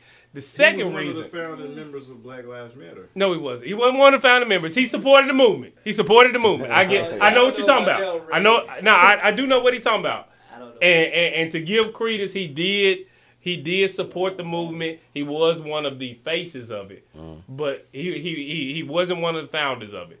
But I said founder member. I didn't say he started it. He had the idea. I'm saying that when it came together and the people was a collective, he was one of the people in the inner circle. Cosign. Right. Yeah. That's all I'm saying. I'm not saying that it was. We know it was the two ladies in their family. Like I'm saying, but when you got somebody that has a particular level of influence, shout out to Jay Sanders. When you got influence and you're affluent, you got a voice that can reach people that maybe the movement cannot. So when I say that, I think you alluded to him being kind of like a face to it. It was like he was down with it though, and his distance from it has come because now we found out there's a lot of stuff that ain't really supported what we're doing. But the idea of us being uplifted and being the stuff that Dr. King talked about, us getting, he was a part of that. And that's all I'm saying. Is J. Cole a conscious rapper? We ain't talking about J. Cole in this episode. Yeah, J. Cole. Cashmere don't rock with Cole. I want, because I want to say my spirit too. So go ahead. He is just at tailor-made. He gave us his reasons. Yeah. We ain't going to preach to him. We ain't going to man to seal him. You gave us your reasons. All right, you got tailor-made in 60, because I know JB got some notes. Yeah. I know I got a hell of a lot of stuff I want to put out. So I want you to go ahead. So be a tailor-made in 616. Tailor-made 616. For me personally, I scratch off tailor-made. For me, just because it's a lot of to me, whatever, like 616, to me, like I said again, it's about the calculation because he went down and told you you got a mole in the camp, this and that, and then what made, like I said, Family Matters was his best thing, which made it. Just when he dropped it itself, that was a diss in itself when he dropped Meet the Grams. Okay. Which 616 was a setup for the Meet the Grams. Okay. You know what I'm saying? So it was like his best song got trumped by, not saying Meet the Grams was an ether to me, but it wasn't a better song than Family Matters, but in a battle. Yeah, that's what's weird about it. Cause like sonically, when you hold on, before we get to Family Matters, let's. But yeah, I had to set up. But go ahead. I get you. But you okay, going where I'm going. We gonna ride the same bus. My thoughts on Tailor Made versus 616 in LA. I feel like in a way, Tailor Made and 616 in LA were both kind of low points for both Kendrick and Drake. I feel like 616 in LA was the most forgettable song of the entire battle. It was forgettable. Is that 616? Yes. I feel like out of all 8 tracks that was released, 616 was the most forgettable. Nobody's talking about it.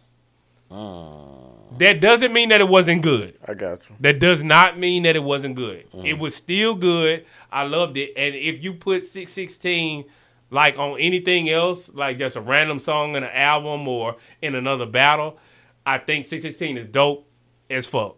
But in the context of this battle, I feel like 616 was the most forgettable. Tailor Made, everybody didn't like it. Personally, I like the AI. And the reason I like the AI is because I felt like Drake was being creative. You know what I'm saying? Like he was stepping out of his bag. He was stepping out of his norm, getting into his bag, trying to be creative. I feel like it went wrong because you just can't mess with the legends. You know what I'm saying? You can't mess with the legends. That's one of the main reasons I didn't like it. Just because you know for sure Kendrick been on record saying Tupac and Snoop are his mentors, right? Yeah. And also to me, Tailor Made speaks to Drake being his cultural IQ being so low. Because if you from here, if you from America, you don't mess with the West. You don't mess with Pac. You don't mess with the West people out there. You don't, because you doing it as a diss. You know what I'm saying? So it's just like somebody being from Memphis and you using Skinny Pimp or somebody like that from Memphis to diss you when they already vouch for you. You see what I'm saying? So it was just flagrant on so many levels. I'm gonna keep it 100. I'm gonna keep it 100. Cancel those 2 out if you want to. Yeah, I feel we can. Only thing I want to say on it is why I still gave Drake the win in that round. I got you. That's the only thing I want to say because honestly I agree with y'all on that. Yeah. The only reason that I still give Drake the win in that round because he light skinned. That's what it is. That's light skin. Just because at least Drake's verse at the end, he had sense enough to get out of the AI and do his own verse, and it made it more memorable than 616 in LA. 616 in LA to me was completely forgettable. Not bad at all, but it was forgettable. Okay, now this is what I'm gonna jump back in. Go ahead. Go ahead. So. Yeah, because I knew I saw some other stuff. This is on the Global Citizen, but he did actually get the key to the city in Compton. Oh, Lord. And who that? no, Kendrick. Kendrick, okay. And it said that he has donated hundreds of thousands of dollars to Compton Unified School District's music, sports, and after-school program. He also personally gave $50,000 to his own high school for the after-school music program. So because we talked about him not being an activist, and they said so he's gave hundreds of thousands of dollars to that. He also gave, I saw something where he gave to the American Red Cross. Yes, he's donated thousands to the Red Cross and headlines a concert benefiting homeless women and children to help people in need. So, like, again, we talk about it, so, like, again, and not to downplay it or upplay it, but to say he hadn't done anything if you donate hundreds of thousands of dollars to a school district and then you donate another one to your own personal school. And that's all I'm saying. So we can say he ain't doing nothing. I'll put it like this. Any of us in here, if you get $1 million, earn that. That's off of your work. That's off of your hustle. That's off of your sweat. You got kids. You've got a wife. You got a family. You got to leave a legacy. So now I can say it sounds good for us to tell people what to do with their money. But if you give any of your money that you earn, that nobody else helped you earn, and you give that back, it's real easy for us to sit back and say, oh, well, you should have gave this. Yep. You got kids you trying to put through. You trying to build generational wealth. And we look at people like the Carnegies and the Vanderbilts and the Rockefellers. They donated, but please best believe they gave the bulk of their money to their kids and their grandkids and great-grandkids. As they should. You see what I'm saying? And that's all I'm saying. So we put our people on the pedestal of like, okay, well, how come you ain't donate? No, but he donated hundreds of thousands. So now he's supposed to give all of his money to everybody else? And so like I just wanted to throw that in there. My point in that, real quick. My point in that is not that he has never given anything. Yeah. That's not my point in that.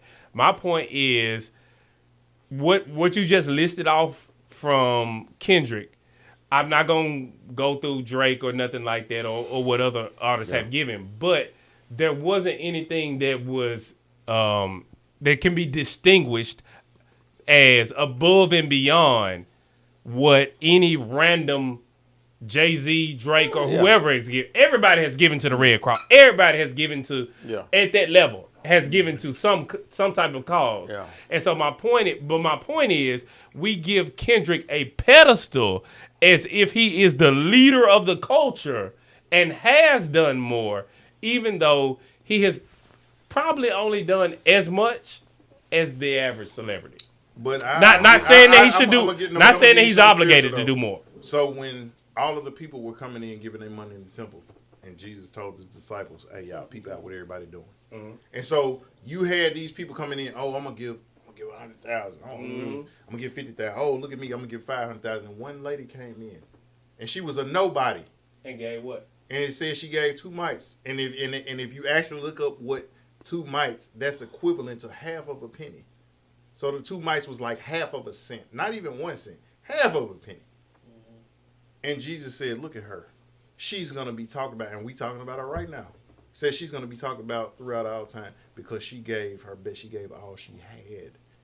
And so now when I'm in a position of power, yes, I am supposed to give my 100,000. I am supposed to give my 500,000. I am supposed to give my million. But my job is to motivate the people like, okay, yes, I can do this, but it only happens if we all collectively. I need for you to do your part, because if everybody sees everybody giving, and that's the kind of energy we're putting in, if everybody's giving, everybody's receiving, we're all benefiting. But now if we all looking at just me to do it, I got to do it, and nobody else is doing nothing. If I'm in that position of a political power or I got some type of authority and everybody's sitting back waiting for me to do it, well, what are you doing? Mm-hmm. And so, because again, I could give 10 million, and guess what everybody else going to say if they ain't giving nothing? Well, why ain't even giving more? But if we're all doing it, well, then guess what? We all benefiting from it. Not comparing. Right. Yeah. I want to get back to the music, because Drake did God's Plan. He was giving out money in the goddamn video. But whatever. Mm-hmm. So we ain't gonna get on giving. We ain't gonna get on that. I didn't get none of it. Did you get some of it? Did he give you some of it? Did he bring it to the 901? Did he bring it to the 901? Some go to 901 Shelby Drive. I didn't even see him when he came there. Okay, JB, did you get some? Nah, I ain't get. You got 4. Go ahead, get some. I need to. Go ahead. How many kids you got, Grant? 2. From Drake? No, I'm saying how many kids you got? From Drake. Pause. What is that? I ain't hear the first one. No, how many kids you got? No Diddy on that one. Right, no, definitely no Diddy. 3. I got 3. How much is going into their college from Drake? All that money he was giving? Man, not a dime. Oh, okay, because you showed riding for him, but that's okay. Not a dime. Cashmere, you got any kids that we know about? Yeah. He got one. He got a son. Yeah, he got a son. Graduate. Crazy, right? Yeah, he got a son. Just like Cash. How old are you? Man, man. Not old I thought enough. you was 27. He got a Nah, grown. He You got a got grown. started when you was I appreciate 8, your nigga. diversity, Grace. He got a grown man. He got a grown man. Come on, Cass. Come on. I want to hear this. Get into mine real quick because I really took some Go ahead, time go to- ahead. And I might go. I don't mean to step over your feet. If so, just jump in. Can't even. But this is just what I want to put on some notes that I took on this because like this is what I took into totality of it. Okay. It's like I don't hate Drake. Like I'm a fan of Drake too. It's just some things that come to mind. So first I say Drake said he planted some stuff, right? That's what he put in Heart. the heart. Part He said he Part planted 6. stuff. So let's go back to where he said he planted stuff. Because for one, Break if it I down. if me and Rag was beefing and I planted something for one, I know I'm gonna have proof. So when it happens, I can be like, hey, I Screenshot. planted this. Screenshot. Like, this is the setup. He never had that. Plus, if you would have planted something in the first place, why would you? The first thing you do is respond and say that's not no that never happened. Like if you say if I planted some evidence saying the Rag raped somebody, and I had the evidence, and then it was just like it came out of, oh no, I didn't shoot him. Like if you planted that, Right. you wouldn't even have to defend yourself. Right. You would have instantly said I planted that. You would would've have put instantly something put out up the there. record saying I planted that. That never came. Let's go to about how he addressed everything except the obvious, right? So you wanted to address, oh well, I'm not a pedophile, I'm not a pedophile. No. You didn't address like you not being a good daddy. Right. You But not hold up, address- we do have pictures of him with Millie Bobby Brown from Stranger Things, if y'all didn't know. We do have the text messages. I seen and she that. was on the interview when she was like 13, and she was like, oh, Drake is like a brother. We talk all the time. Like a what? Okay. But what 30-year-old Drake is like, to a hold up. 13-year-old She said Drake is like a what? brother. Okay. So now, hold up. But you got 3 kids. If a 30-year-old is texting your 13-year-old, He a dead talking to man. your 13-year-old all the time, telling her or him what guys or girls they should avoid, and you know what? Listen to me because I got the game. I'll steer you the right way. What that sound like? Okay. Speaking as a father, he's a dead ass man. But what I will say is this is Hollywood. We all understand that in Hollywood it is a little bit different. The same I'm a Hollywood big- that had Drew Barrymore after she played at E.T. at the parties, drinking and snorting cocaine and smoking cigarettes when she wasn't even 10. That Rag. same Hollywood, right? Rag. The same Hollywood that had Shirley Temple and I'm on crackers in my suit when they was trying to molest her. And so that same Hollywood, right? The same Hollywood that had Corey Feldman talk about how there was pedophiles in the industry. He called out Harvey Weinstein and people like that. And people called Corey Feldman crazy. But then Corey Haim committed suicide, and then Harvey Weinstein gets arrested. But okay, but they're Hollywood. No, right? I'm not. I'm just saying. I'm not denying all of that, any of that. All I'm saying is, if we're going to hold it to that standard, then on the flip side, I'm keep that same energy. So With R. Kelly, keep that same with energy Harvey Weinstein, because Keep the same with energy. Bill Cosby. because Like that Keep word. going. because when it comes to as it pertains to this battle, if we're gonna believe everything about Drake, I want to hear you believe everything about Kendrick. And in addition to that, when it comes to everything that Kanye laid out and stuff that actually is verifiable in terms of them coming together as a group to get rid of Drake because of the stuff going on at Universal Records, here's the only thing that I say to the conspiracy theorists of the world. 10-4 hat.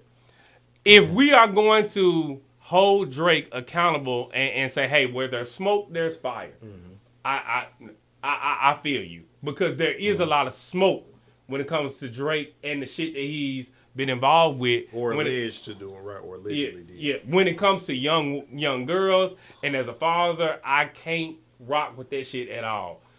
But if we're going to assume that the rumors are true when it comes to Drake, then I don't want to hear no passes for Kendrick. I don't want to hear no passes for Kanye. I don't want to hear no passes for Rick Ross. I don't want to hear no passes across the board if we're assuming that the stuff about Drake is true.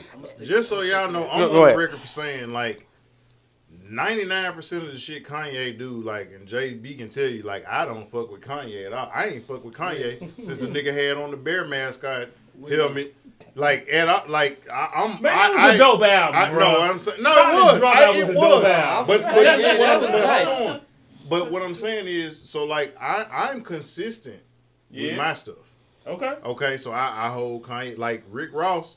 I was saying he was a correction officer, and everybody was like I was a hater. And then the real Rick Ross came out and was like he stole his whole story. And it's like, voila, it's magic. Oh, he was a correction officer. Mm-hmm. I'm saying that it is verifiable that Drake was contacting Millie Bobby Brown when she was a minor. Is it verifiable that he was doing anything illegal with her? We don't know that, but I tell you what, we also got pictures of P. Diddy with the young Caucasian girl, and that's like his stepdaughter. And then now all of a sudden these allegations are coming in, and they're just allegations. But I'm just saying, it just looks suspect. And like you said, if somebody was communicating with your child, and as somebody who in my life is a survivor of that with older women, I don't take that, like, I don't give no pat, and I don't, like, nigga, if that shit was to happen to my son, nigga, you ain't lucky. Like, if you don't get the Lord or some type of therapy or some type of conversation, that shit'll fuck you up. It'll make you look at people differently. And so while you like, oh, nigga, you lucky, like, no, you don't know psychologically the way that will make you look at people when they do. So, nigga, you ain't lucky when you don't even know. All you thinking about is G.I. Joes and gum, and you got somebody whipping your dick out, and you don't even know that that's what that's called. You just know that's what you do when you gotta pee. And what I'm saying, hold up, no. Because these are allegations. So on one of his last disses, he made a joke about Kendrick being molested. Yeah. Only a fucking rapist would do that. Only a rapist think that a rape joke is funny. Now he talked about, I could talk a whole lot of shit. I would never say nothing about you being molested. Cause that's some dark shit. And that's the joke. Oh, you got molested. You got touched. You feel some type of way. You don't feel like Kendrick was just as dark with Meet the Grams? No, but what I'm saying is calling somebody a pedophile and saying you're sick and making a joke about somebody being victimized is two different things. Which Drake was wrong anyway when because it was a song on Mr. Morale that he's actually referring to, Mother Say I or something like that. Mother I Sober. Okay. Yeah. And if you listen to the song, he wasn't even talking about him being molested. That's not what he was talking about. And so that's what I'm like. That's what I'm thinking. He has ghostwriters that like getting them to listen to songs to be like, oh nigga, I think they talking about In defense, I don't feel like it was a joke per se. I see what you're talking about, but like his certain line was like, oh yeah, you had a song about this, so I can see why this is why you feel like that. It was a joke though. It was. I think it was a bar. Was it a joke or a punchline? Because what I'm saying, not even a punchline. He was just saying, yo, I see why you feel like this because you've been. It's still wrong in my eyes to be like, yo, you got this, so this is why you saying that. Is it fair game? In the game they playing, it's like, yo, we already know. We already done went to hell. We already done went to hell. All bets on. Is for me to make a joke about that and make light of it. It's not the fact that you brought it up, because to your point, nigga, if we fighting, ain't no fair ones. It's whatever you got to do. But for me to make light of that, and you got a son, you got a girlfriend, baby mama, or whatever. For you to make light of that, like, oh, this is why you... Only somebody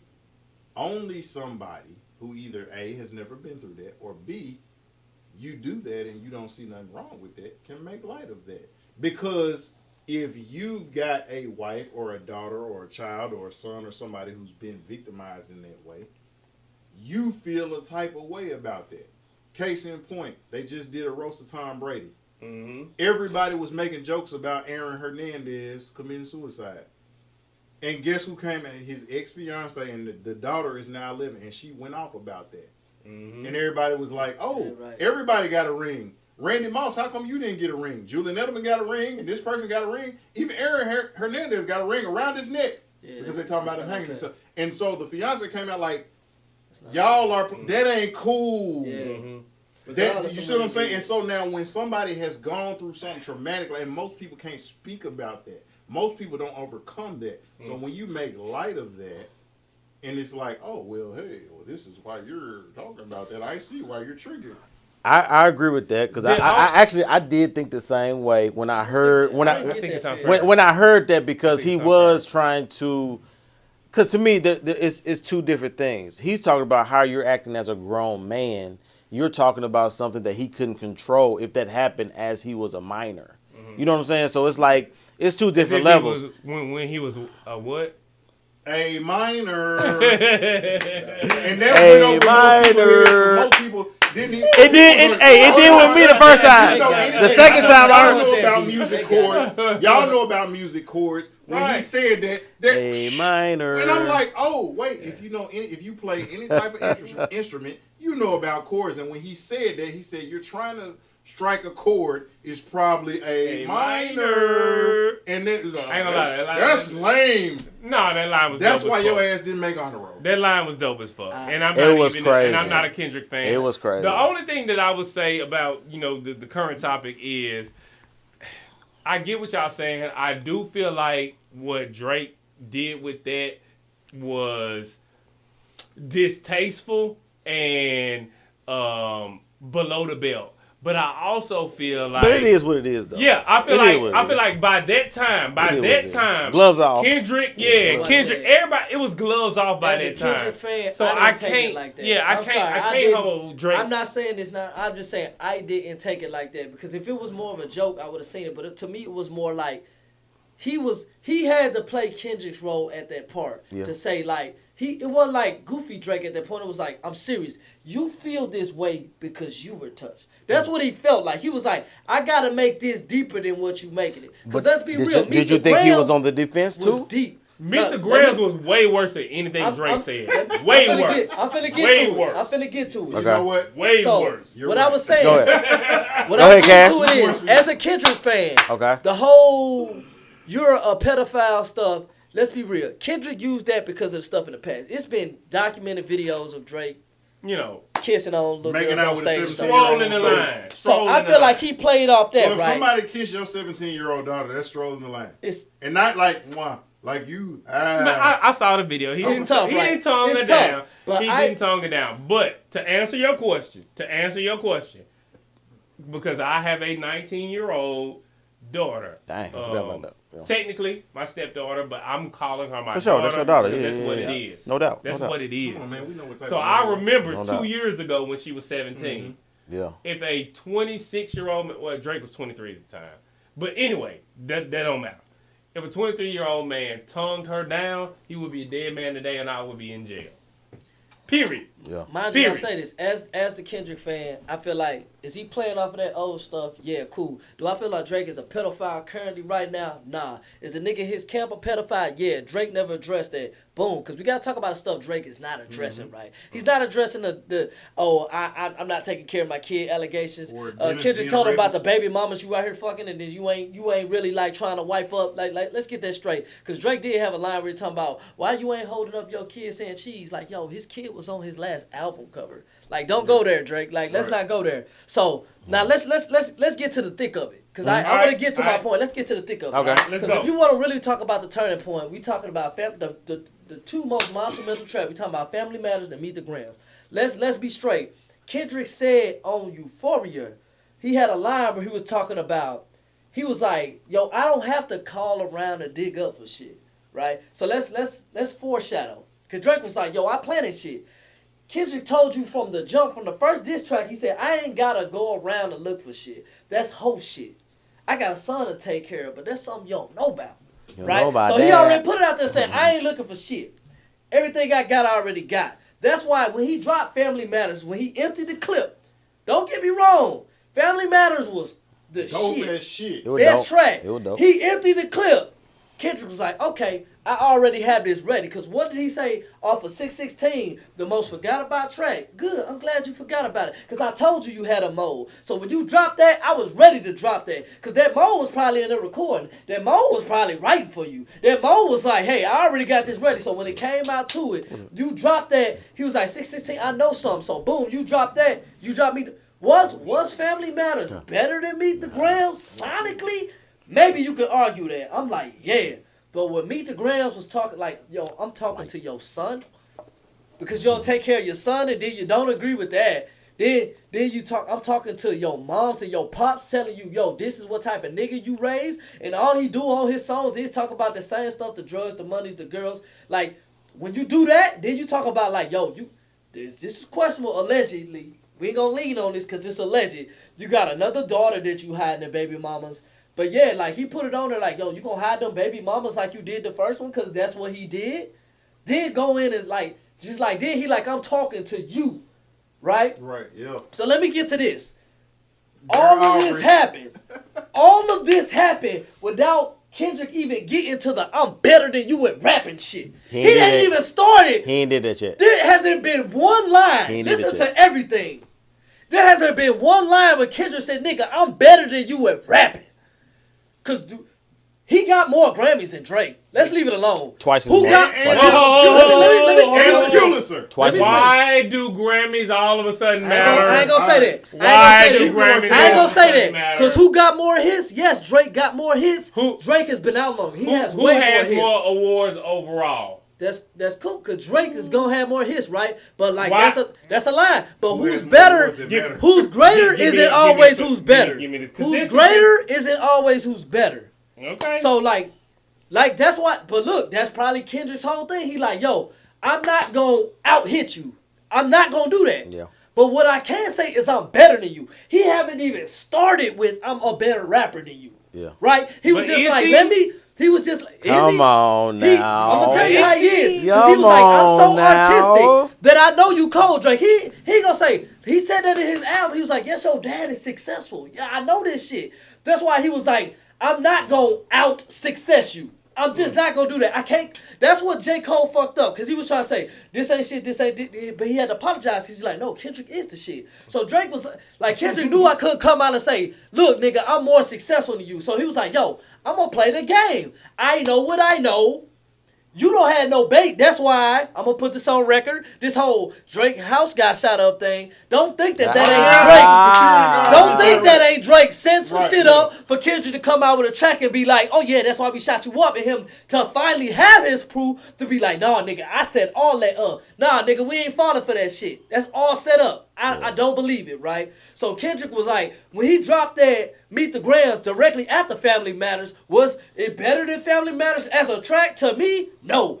Was it more impactful and did it win him the battle? Yes. Because he like, yeah, after everything you saying, not only did I foreshadow, told you had a mole, told you I knew what you was going to say. I proved it. He dropped that shit. He I proved proved it it. like, bam. Then came after with his little bop shit that I really don't like. I think it's the worst track out of all of them. But he bopped it, then told him, look, on that, the only thing I liked on that last track, and I'm going to finish with this. Only thing I liked on that last track, because I hated the beat. West Coast now, I hated the beat. On that last track, he said shit like, yo, he addressed it. He was like, yo, like, look how this nigga doubled down on the nigga shit. When I told you, we don't want to hear you say nigga. When we told you that this nigga be on that colonizer shit, watch how he doubled down on the nigga shit when he said, oh, you rapping like you wanted to free the slaves. He doubled down on that shit. So for me, when it came to being strategic, what won Kendrick the battle was the fact where it was like, Family Matters. Drake, empty the clip. Empty the clip. And he said you're Kendrick dead at the got end. He hit said you're dead at the 100 end. times. Yeah. And he had that one headshot. That's what it was. That to me, that's what Meet the Grams was. It was a headshot. And speaking in the battle rap terms, as a battle rapper, and what I was, Kendrick came up like Neo at the Matrix after Agent Smith shot him in the head. yeah, because what I was telling Grant, as a battle rapper, a nigga can be high energy, killing high energy. When he come out there, I tell people the most important round in a battle rap round is your second round, right? It's your second round because the first can be whatever, the third can be whatever, but that second round is who the crowd is gonna choose, right? So I thought the first 5 seconds of Meet the Grams, I thought it wasn't it, right? Because because Drake was so high level and so much energy. Then it came on, I was like, no, Kendrick, you can't do nothing slow. You can't finesse this. You can't do that. Then I saw what he was saying, and then I thought about the Loaded Luxes. And then I thought about the Charlie Clips. Yeah. And I was like, in that second round, bro, a nigga could be hard energy. But if those personals hit hard enough, if you finesse that angle hard enough, it's nothing they can do after that. And that's what Kendrick did. He finessed the angle. Let me jump in. Let me jump in. All right. What enabled Kendrick to do that? To do what?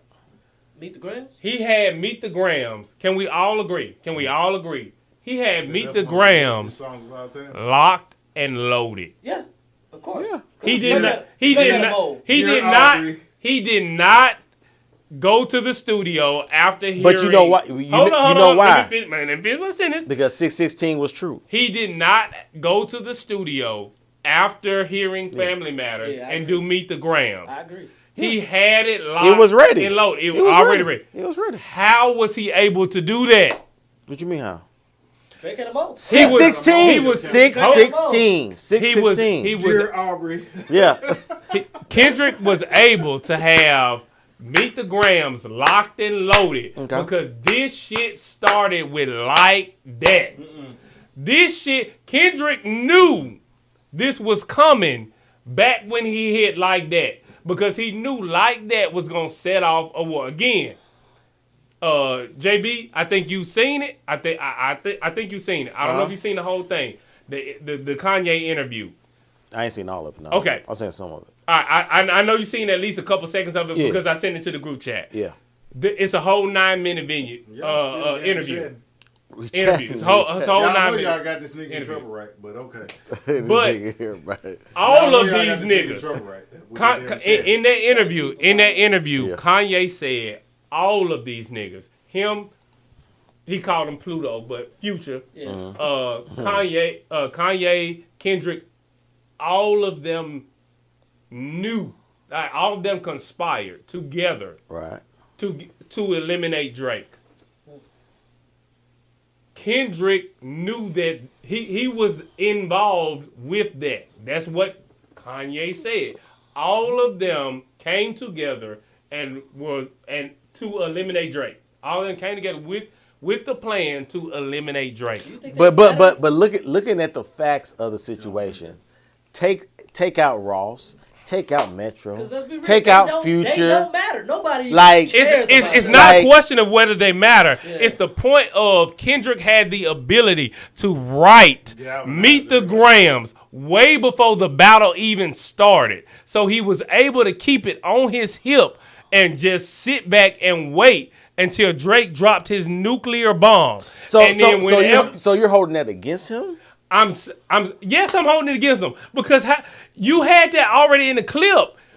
Drake didn't have the same ability to have something in the clip waiting on you. But my thing is, You'll get ready. Stay ready. Nah. my thing is, if you were actually listening to Kendrick's records, he told you in Euphoria that he knew all your angles already. How did he know that? Because they had already. He told all you that had already been done. He told you in 616. Okay, so All of that had already been done. me- Hey, You think everything was JB, done? this is what I'm saying. Let's say me and Cash don't like you. Okay. We get in the studio. We come up with Like That. We come up with a track. Okay, Like That is gonna be the bait. Whatever. So you know war is coming. You know this. So you have all the time in the world to prepare. You have all the time in the world to keep your ace up your sleeve. Whereas Drake is only responding to things as they come. Now, to Kendrick's credit, Hold on, I on. do think that Okay, every hold on. other track other than Meet the Grams, I think Euphoria was and, Kendrick Meet the Grams, genuinely you think was ready? responding as things came. I don't want to discredit Kendrick. Wait, do you think Grams was Meet the great. Grams is all he had in the clip? Because I don't think Euphoria was because how long it took for it to come out. Right. I don't. Meet the Grams, you feel like he already Yes, had that. I feel like Meet the Grams is the only track that he had in the clip. And you know he had it in the clip because there's no way in hell that he heard Family Matters and 30 minutes later had Meet the Grams. Come on now. Okay. And if you look at Meet the Grams from start to finish, there is nothing in there that couldn't have been written way before the fact. You know, he already I had can the agree with secret. that. He had it in the clip. And I'm fine- and I'm fine with that. Anything else in between I think I'm fine with this that. is what we gotta understand though. So like, I want to say this was 2013 when Kendrick came out with Control. And like that, this is actually what ignited the whole thing. Because if you remember all the names that he called out, they had kind of response tracks to it or whatever. But they was like, Big Crit. Yeah. Oh, I understand he competitive, but I'm a competitive nigga too. And Big Sean, it was his song. One of Big Sean's best verses. He had a crazy verse. The line where he said, got overshadowed. Not trying is something a nigga not do. Like, that's my motto. Fuck trying and not doing. Because not doing is something a nigga not doing. Like, that line from Big Sean, that is one of the best lines ever. And just to note Crip Mount Olympus was crazy too. Right. But it was just like, to your point. Right, so, but so like everybody else was cool. Drake's response was like, oh, well, he put that song out and I saw him and then he was like, what's up? And so I'm saying, if that's how you really feel, why you speaking to me? And so like, I feel like it's not real. Yeah. And so from that point, Drake had been taking subliminals at Kendrick from 2013. Agreed. And so now, this is not something we're looking at it like, oh, this comes from first person shooter or like it that. A while or ago. No. It had been from that. And then, but it's like Drake constantly been, you got numbers, you got streaming, but when it comes time for Grammys, Kendrick went, and even when, was it Mac Miller? Who was it that won the Grammy? Oh, you talking about over Kendrick? Yeah. Was it Mac Miller? Mac was Mac Miller because he was Mac White boy. But check this out. So Macklemore got the Grammy, and Macklemore immediately sent Kendrick a message and was like, you should have got this. But check this out. Drake posted immediately after and was like, if you won, just accept it. Why you gotta be apologized? So Drake was in his feelings that the fact that everybody was expecting Kendrick to get it. But I'm gonna be real. Drake was already in his feelings about but that. He has, but just nowhere near as much. Yeah. He was sensitive from the Control verse. Yeah.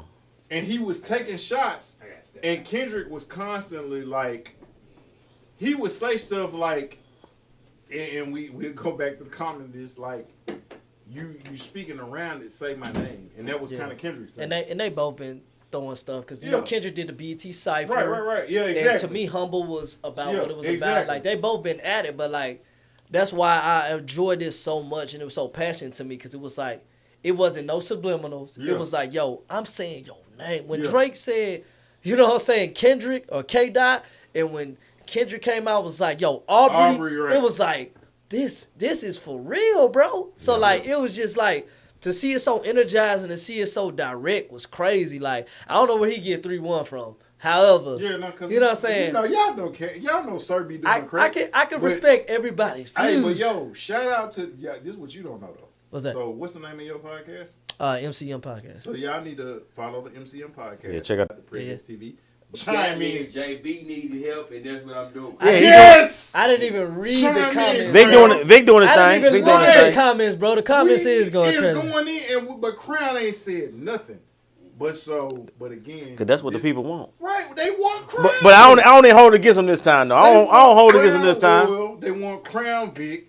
They want the King's crown. Crown him. Play a fly. Crown in me.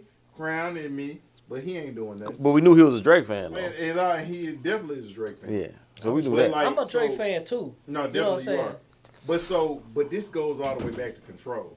And so the thing is like Drake was in his feelings. Everybody else kind of played it like, okay, Kendrick is kind of letting us know everybody need to be on that. Like, these are the rappers. If he called my name out, I respect him, and I'm expecting you to bring your A game. And I'm equally bringing my A game. And let's be real about Kendrick. Kendrick is like Kendrick always does this because when he did it with Control, it stopped everything. Yes. Everybody was like, "Whoa, the best." Who finna say what?" Then he did this again, and then it's just like everybody stops because it's like, "Yo, this is the nigga that's calling out the niggas or the nigga." So like that's what was like crazy about it. So like. Let's be real, like, everybody don't do that. Everybody can't stop the world like that. So Kendrick stops the world. Similar to when the show is going on and, like, a nigga named Stringer get up on stage and be like, I don't know how I'm going to follow hashtag Cashmere. Or, sir, I can't go after, or Or when Cashmere or Sir get up and be like, why y'all put me behind Stringer? Now I gotta come with it. Like, you raise the level of the competition up. It's like when I see you on your shit, I know I got to bring my A game because everybody. So now you raised it up here. So now I got to at least come right to where you are because you raised the bar, and that makes it's kind of like that. Me and Grant have seen this in the poetry community, bro. It's been niggas where, like, I ain't gonna say no name, but it's been niggas that we done had. Say their name. You know what I'm saying? We done had niggas that, you know what I'm saying? Like, where we done had our battles, and it's been niggas that they pen game him up because of that, because they was like, yo, this nigga Cashmere coming in like, you know, so I got the woo. Yeah. But everybody don't see it the same way. And that's how I'm looking at it different, right? So if Grant drop a dope piece and I'm like, you know what I'm saying? Because I lost to Grant in slams. He done lost to me in slams. If I see him do something that's like, that's not, I ain't looking at it like, man, I got to say something to make him look like shit, to make myself look better. Like, nah, if I learn anything from artistry, it's about being the best version of yourself. Gotcha. And to me, like, relating it back to the battle, that's where it ended for me with the Drake and Kendrick thing. Because if it would have been back and forth, cool. But it ended because Drake started, like, responding. It was never about, like, I'm on the offense. It was like, it's on the defense. The Heart Part 6 was all defense. I ain't defense. this. I ain't that. No. I ain't this. I ain't that. That was all defense, dog. I never touched a girl in my life. He's constantly on defense. And then started deflecting. Because the whole, let's be honest, the whole you got touched thing was deflecting. Because it was like, yo, I'm defense, then it's like I'm deflecting. But I'm sorry, go ahead. Nah. Real talk, since I'm kind of the resident, you know, Drake fan. Yeah, fan. Yeah. Because you related. I'm a fan. Being real, I do feel like the Hard Part 6 was too defensive to continue the battle. He was playing that Duke defense, slapping that floor. He was slapping that floor. He spent at least 50 to 60% on defense. But to mind you, he had to respond in a way about that pedophile shit. He had because to. Because what's going on with Diddy, he had to say something. Because like now, these days, an allegation gets your house raided. Yep. So he had to say something. But if he ain't got the one thing I would say about... I appreciate y'all coming out here. Shout out to Cuzzo, Mikey Christian. Answer the phone call. That nigga ain't gonna. Go ahead, G. One thing I will say about the Hard Part 6 that I absolutely love was the way he flipped a lot of Kendrick's lines. Because in rap battle, if you know rap battle, rap battle, when you can flip a person's line and make it even, woo, and the way Drake flipped that A minor into B sharp, you thought you left D flat, but D made. That's not a chord though. G. So that's what made it like. But again, right now I get B what sharp you're is not right. But again, to his point though, the fact that he's using these chords for everybody who didn't make the honor roll. So now you're like, oh, these niggas ain't talking about nothing. Like, because again, we are sitting up here reading fucking prose and fucking Edgar Allan Poe and shit, and you're still reading One Fish, Two Fish, Red Fish, Blue Fish. You're reading Hop on Hop. You're reading The Cat in the Hat. You're reading I Saw It All on Mulberry Street, and I got all these books because I be reading them to my twins, and that's all I'm saying. Y'all are reading Dr. Seuss. You're reading Green Eggs and Ham. I do not like them saying my rag. That was the people that was shitting on Kendrick. Right. And but what I'm saying is, pretty much. Because I'm reading his comments. You gotta think. I'm reading his comments. I'm seeing some of y'all stuff. And I know where y'all are coming from. Because again, our relationship, we had a semi competition between each other because it's like, okay, I'm knowing we see each other, we dapping up. And I remember one of my videos on my Facebook page, you recorded. You know what I'm saying? And you like tagged it like, oh, like my guy Stringer going in. That's the relationship. But I already know when you see me, you're looking like I got to fucking... You got to kill the shit. You know what I'm saying? Yeah. But at the same time, if I'm going after you, I'm already knowing, into Kendrick's line of control, nigga, I love all of you, but I'm trying to murder you, nigga. I know when y'all go up there. I know, sir, if you the last one, everybody gonna be thinking like, who that light skinned nigga with the dreads? You got to do that. I know when you're going up, everybody's gonna be like, hashtag Cashmere. y'all are already knowing this nigga sliding on the floor. Yeah. I know he Yeah. didn't bring up. Yeah. I know Stringer didn't bring up the rocket. You ship. waiting on this We shit. can't do You it. waiting on No, this we shit. can't do it. So you know what I'm saying? Like that's He be going wild. But that's man. where we're coming. But it's from a respect taking that shit standpoint. off. Because Right, again, right. we sit up talk about dissecting about like how we come up with our thoughts. So I know how you're coming. I know how you coming. Y'all know how I'm coming. Because it ain't just the performance standpoint come from for me. It's because y'all don't really have a heavy beat going with y'all. Mm-hmm. So it's like everybody's listening to what y'all saying. Oh. I got a heavy beat, so people are caught up in the beat. So like I got to make sure That either you pay remember attention. me Yeah. because of what I'm saying, or you Yeah. remember me because of my performance. Yeah. But we're all trying to do that type of level, and that's where Kendrick came from in the Control song. And all of Meek Mill, Big Sean, Big Crit, Pusha T, Wale. He even mentioned Drake, J. Cole, J. Electronica. He mentioned all the people he respected, but the only person who took it negative was Drake. Well, let me speak on this then. Go ahead. Speaking into the future of this is in the hindsight now. Do y'all feel like in any type of way, do you feel like Drake has taken, like his career is taking a dink for this, or do you feel like Kendrick's career is taking a dink for this? Well, let me say I this felt because one way But before, you been- now JB, you been I'm kinda starting to feel Yeah. after. Jump in, JB. now. JB been kind of quiet. Well, I've been MCing over here. Well, no No, pun intended. you've been facilitating. No Shout out pun to intended. JB. But no, I think this whole thing is, I think it was good for having a back and forth with Kendrick and Drake. You know what I'm saying? Simply because, actually I wrote something down because, I was like, let me write something down. 'Cause I know y'all niggas gonna be going at it. So I'm just like, I need to actually remember what I'm saying. I said, this whole thing going back and forth with Kendrick and Drake is necessary because it's like the bob your head distraction music versus like the culture, substance, morality, accountability culture, right? And so we now in a lot of ways in music is a soundtrack to our life. You know what I'm saying? Right, Period. right. So it's a soundtrack to life. In a lot of ways, it also imitates life. You know what I'm saying? So throughout history, we've seen necessary evils happen to disrupt the current system in order to restore some of the balance. That's what I think, you know what I'm saying, pretty much is it, or at least make people strongly consider another way of doing things, sticking to the status quo. People want to make hip hop or say, I had a lot of people come at me like, no beef, nobody should be beefing, all this stuff like that, right? But my thing is, if you say no beef, then pretty much, then you want to keep hip hop in the mainstream watered down.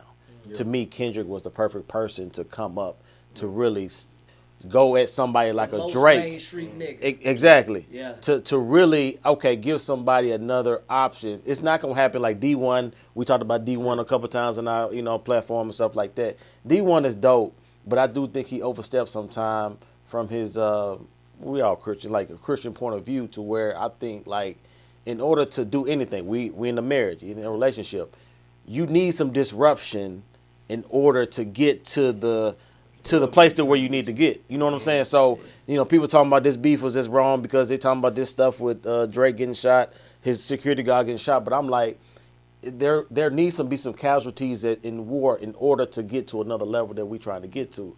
You know what I'm saying? So I'm thinking like this whole thing was a good thing just because I think, looking at the macro point, I think it's needed because if you didn't have Kendrick, because like I said, Pusha T was cool. I like Pusha T. Y'all know I like Pusha T. But he's not going to move the needle like Kendrick would. You know what I'm saying? Because That nigga won a Pulitzer. you see what I'm saying? That's So what him- you're not going to do that. So Kendrick took it to another level that I think will actually get more people to think. But to answer your question, Cash, I don't think it's going to hurt Drake. No, it don't. It's not. hurt either one of them. It's not gonna hurt Drake, but I think it's gonna help Kendrick, if that makes sense. Yeah. I think it's gonna more so help Kendrick to now when he drops his album in a month, he gonna do numbers he probably never did before, just because of the platform that he did going against Drake. But And people gonna be looking to see if he's taking some more shots. Yep. oh yeah, for sure, yeah, definitely. I- So, Go ahead, No, go ahead. I was just gonna say for my overall and final thoughts on the whole thing is that first and foremost, I just want to appreciate this from a standpoint of a hip hop fan. Yes. For sure, no doubt. Just from the standpoint of a hip hop fan, like Drake needed this, Kendrick needed this, we needed this. Yeah. You know what I'm saying? Because there hasn't been a battle like this, you could say, since Jay-Z and Nas. But I honestly think this eclipsed even Jay-Z and Nas. No doubt. Just on The volume. Yeah. The volume. The volume of it. Yeah, the volume of it. Yeah, the volume. It was just, I would it say was just 50 bigger. and Jada, but like Jada, like 50 didn't really respond to Jada. Yeah. It's 'cause, like, and I got just- all them songs on my playlist, by the way, but like, Yeah. And This was different. This was different. The only thing that I kind of hate about it is I feel like, I guess I gotta let me just do this. I want to speak to the fans for a minute. The fans of each camp. I hate how it made us treat each other because I feel like people were saying, "Oh well, if you can't see that Kendrick is better than Drake, I lost all respect for you. If you can't see that, then you just stupid. You just an idiot." And I hated that part of it. Yeah. Because I feel like, okay, if you're trying to convince somebody that you're more evolved by listening to Drake or Kendrick, whoever you pick, it's a losing battle. Not only is it a losing battle, but you can't say that and then right behind that say, "Oh well, I'm gonna unfriend you because you think different." Yeah, that's too far. I'm That's too far. gonna lose all respect. Like I know JB personally, but now I'm finna lose all respect for him. He's no longer my friend because he picked a different person than I picked. And I just want to say, man, y'all, it's okay to have your preference. It's okay to like who you like. I think you should have an intelligent take behind who you like. But even if you don't, it's still okay. But stop with, at the end of the day, the day gonna end. And the first Glorilla. Shout out Glorilla. At the end of the day, this is a beef between two rappers who have nothing to do with none of us. They don't put food on my kids' table. So even though I feel like Drake won 3-1, if somebody else, okay, yes, I feel like Drake 3-2 won at first. 3-1. No, I never said 3-2. I never 3-1. said 3-2. He said I 3-1. said 3. Nah, he said 3-1. He said It's 3-1. crazy. I think I said something about 2, but yeah. But if JB feels like Kendrick won 4-0, okay, cool. You know what I'm saying? We disagree. So if Drake was my skin complexion, what would the score be? 3-1. 3-1. And I just feel like It's like I capitalism versus socialism. I piggyback off what he said because that does build like character and friendships. Because like JB, we'll go back and forth about Bron, we'll go back and forth about like, a lot of stuff. I be reading, But it be in all love, bro. It really do. No matter how in depths we go. It is. So like for me, when it comes to like It's even bad. this whole thing, my big thing that like Grant was saying, like it forced people to listen. Like it was people that you wouldn't even think there was like some people was just their comments just crazy, like, but like even like the women and stuff, they be like, oh, you know what I'm saying? Drake said like women that would never really usually listen are listening. Yeah. The white people are listening. The NBA, wrestling, everybody's listening to hip hop. Yeah. So when it came to that, I thought about it in the LeBron way. Like, would I really like LeBron if all he ever did was win? So when LeBron just lost to Denver, is it really satisfying for me to love LeBron like that, but then like look at Jokic and clearly see that Denver kicked our ass, right? Mm-hmm. Does it make sense for me to sit back? And this is going to piggyback off your point. Does it really make sense for me to sit back and be like, no, LeBron still this, LeBron still... Oh, in the past, we got our ass kicked. I'm a LeBron fan, but I got to say that team is better. Mm-hmm. Yeah. If LeBron go against somebody and they outplay him, no matter how much of a LeBron fan I am, I have to appreciate the battle, the greatness. Facts. When we lost against Denver, I was like, yeah, we was up 10, we was up 20, we was up. It was some good games. Every game was good. Yeah. But we lost. No matter how close we got, we lost. And I can say I'm a LeBron fan all I want, but I got to look at it and be like, we lost. So when I look at this battle, yeah, I was a Kendrick fan, but was it points where I was like, oh, Drake cooking? He was cooking. I couldn't sit back and say he wasn't. But at the end of the day, for me, it was all strategic. So like you said, it's a win for hip hop. I hope Kendrick album is amazing. Drake album, because I listen to Drake, but the way I listen to Drake ain't the way I listen to Kendrick. You can't. It's some stuff I listen to need, Kendrick. and I think Okay. we need. I think we need to. I can cry listening to Kendrick. We need to. It's okay to listen to Public Enemy. What's the and word? MC Hammer at the same time. I don't listen to neither. We need And to. all I'm saying is that Kendrick is Public Enemy and Drake is MC Hammer. I don't And it's listen. okay There you go. if you're conscious and you're political and you're trying to uplift the people, and it's okay if you're a pop star and you got a cereal. I don't know. Drake got some But real here's- shit And though. no, it's okay if you got a cereal in a cartoon where you got shoes talking to you in the early 90s. This man says. Y'all don't remember that I cartoon do, with I MC do. Hammer Man? Yeah. But I With know. the shoes talking to him? And Right. what the MC say about Hammer? We don't respect you in the same way because you said you're not a rapper. You're an entertainer.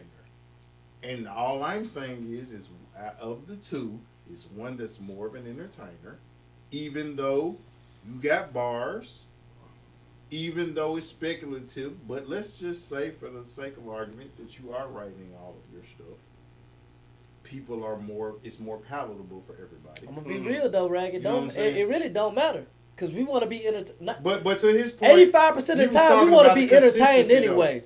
But I'm no, gonna but what talk I'm saying, he about talked like That's the real though. consistency. I mean, The you want to be consistency entertained, of but every time this nigga drop, whether it's him or another motherfucker writing it, That shit it's dope. the same motherfucking shit. And we don't- and what makes so it bad, for we don't that, care, though. So for that, I give you your props because the consistency, whether it's you or some other niggas, is consistent. Listen. But on the other hand, Keanu for Reeves somebody ain't John who Wick. we know, for somebody Neo. who we know, it's the difference. And I'll use your argument. It's the difference between John Wick and Neo. Like, we know John Wick is that nigga.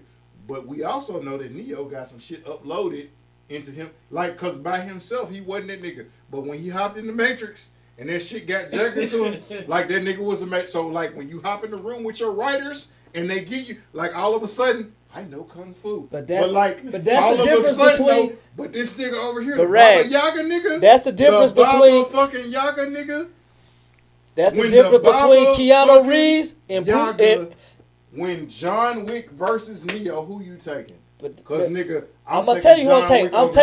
I'm taking Bruce. I'm taking Bruce Lee because that was the difference between Oh, Keanu stop Reeves it. and Bruce Lee. What was the difference between Bruce Lee though? Bruce Lee died in '73. But what was the Like, difference? nigga, we're talking about Answer my question, the Rag. Baba What was the Yaga difference versus between the Bruce? Matrix? Why do you The think Matrix they call had to Kung get Fu Kenny uploaded Kung Fu Kenny? Versus, ain't nobody touching Bruce Lee though. right, Why? no, I Because get- he I could get that. act. Yeah, But what everybody I'm touching Because he saying could is, act and with he John and he Wick, did that shit for real. You remember that shit? He did it for They was real. like, oh, On that John note- Wick killed the nigga with the pencil.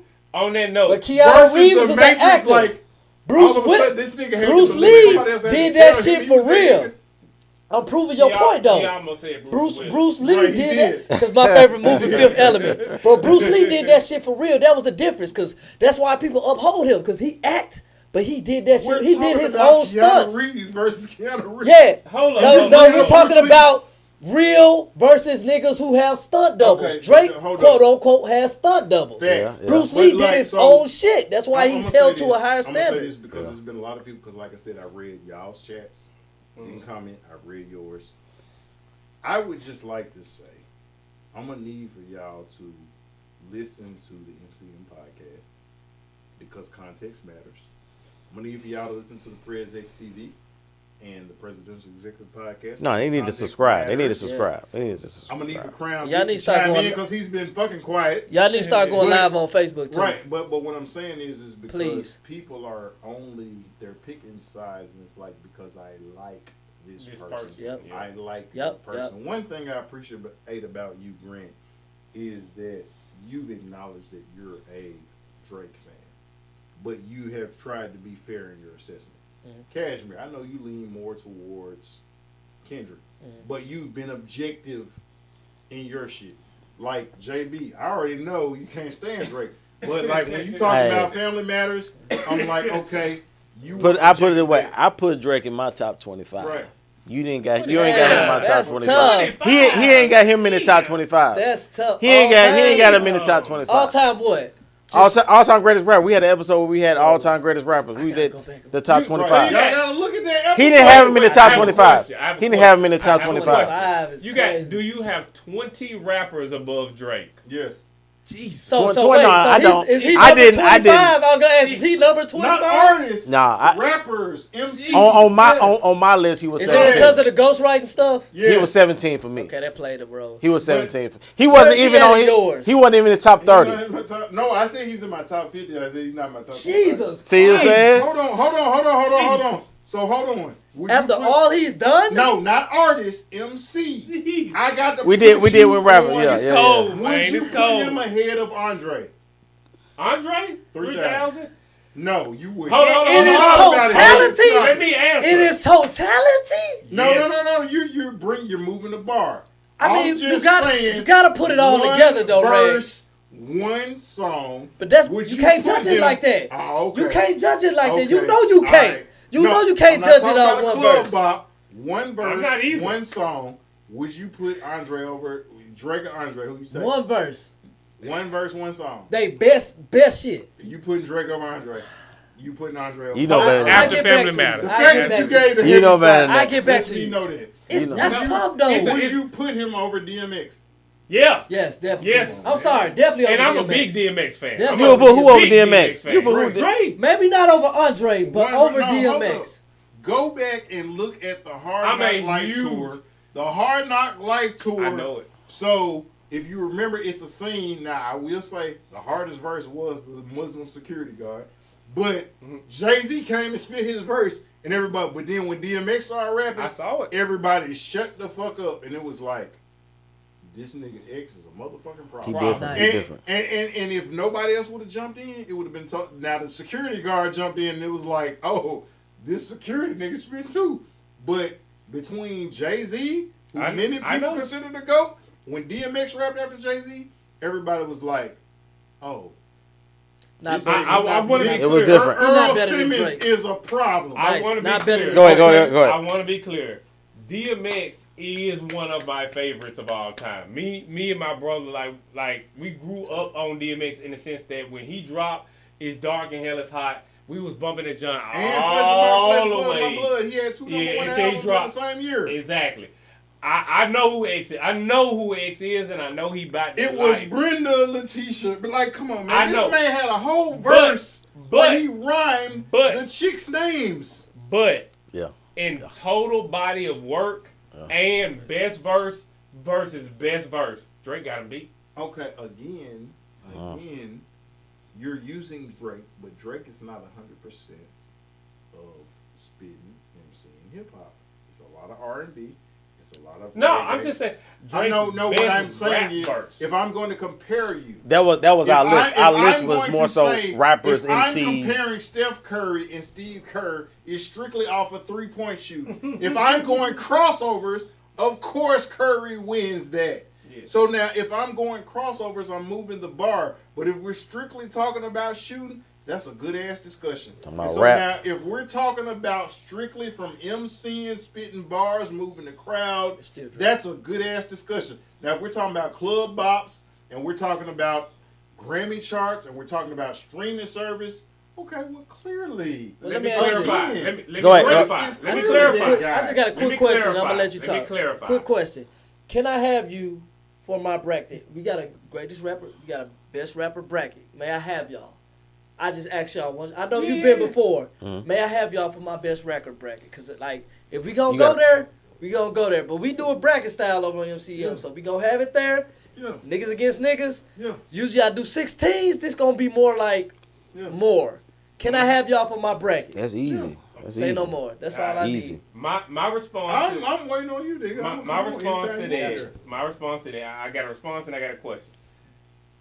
My response to that is if we're just talking MCing and rapping, it is still Drake over DMX. I want to be clear on that. I think so too. If we are just talking, there's a song called "Seeing Green." It's actually Nicki Minaj's song, but and Drake is featured on the track. I have heard Drake murder way too many verses to put DMX over him, even though I love me some X. I do, swear to God. That's my clarification on that. All right. As just a straight bar for bar rapper, I got Drake over DMX. Now, my question I is, think if they competed, I don't think Drake could get Ludacris. If they was featured, Ludacris ain't no joke. If they were Ludacris ain't no featured joke. on a I'm a same Luda song, fan. nigga, Luda is nice. Luda different. Luda Because different. on features, now we not talking about albums, but on a feature, nigga, feature Luda is fucking top 3. I think Luda I'm on a gonna feature, make nigga. that a bracket too, cause feature niggas be different. That what It's I'm saying. different. It's Feature different. Cole- Feature Cole is Jadakiss, crazy nigga. too. Fabulous is Come top on, 5 man. in feature. That's what I'm saying. Fabulous is a top 5 in Jadakiss, feature ever. Fabulous, up there. See, Fabulous features be dope as fuck. Andre but- features is crazy. Andre. Too. Andre 3000 features crazy. Too. I would say, nigga, if you put Royce the 5'9" on the track with Drake. Here's my question that I want to hear. That's me, though. I really Yeah, want to yeah, hear from yeah. all of y'all on this. Okay. It's kind of a 2-part question. Part 1 is, how much do y'all know about the sort of behind the scenes music industry stuff that was involved with this beef? And the real question is, what is your take on everybody sort of, quote unquote, all of a sudden disliking Drake? I'm gonna say this too. We use the bathroom real quick.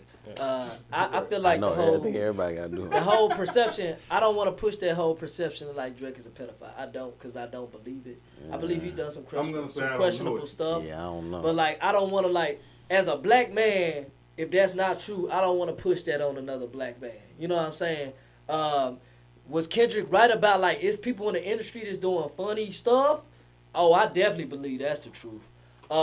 Is these top level businesses trying to like milk out these imprints and stuff like that? Yes, that's totally true. Do I feel like they're all going against Drake? I don't feel like it's calculated, but I feel like in the moment it's making it seem like that. But Drake is a big enough artist. He got big boy drive. He can handle himself, bro. Like, he is, to be real, regardless of where I see Kendrick, Drake is that nigga. That's why I told you before. There's no other nigga that can see Kendrick and Drake right now. They're here, right? Yeah. Cole was there, but then he did what he did. Apologize. But when you're here, that's why I was telling y'all about the whole Pusha T and Meek Mill and everybody else. None of that matters, because at the end of Drake gonna say, I'm more successful, I got more money than you, nobody's gonna listen to you. And guess what? Nobody is.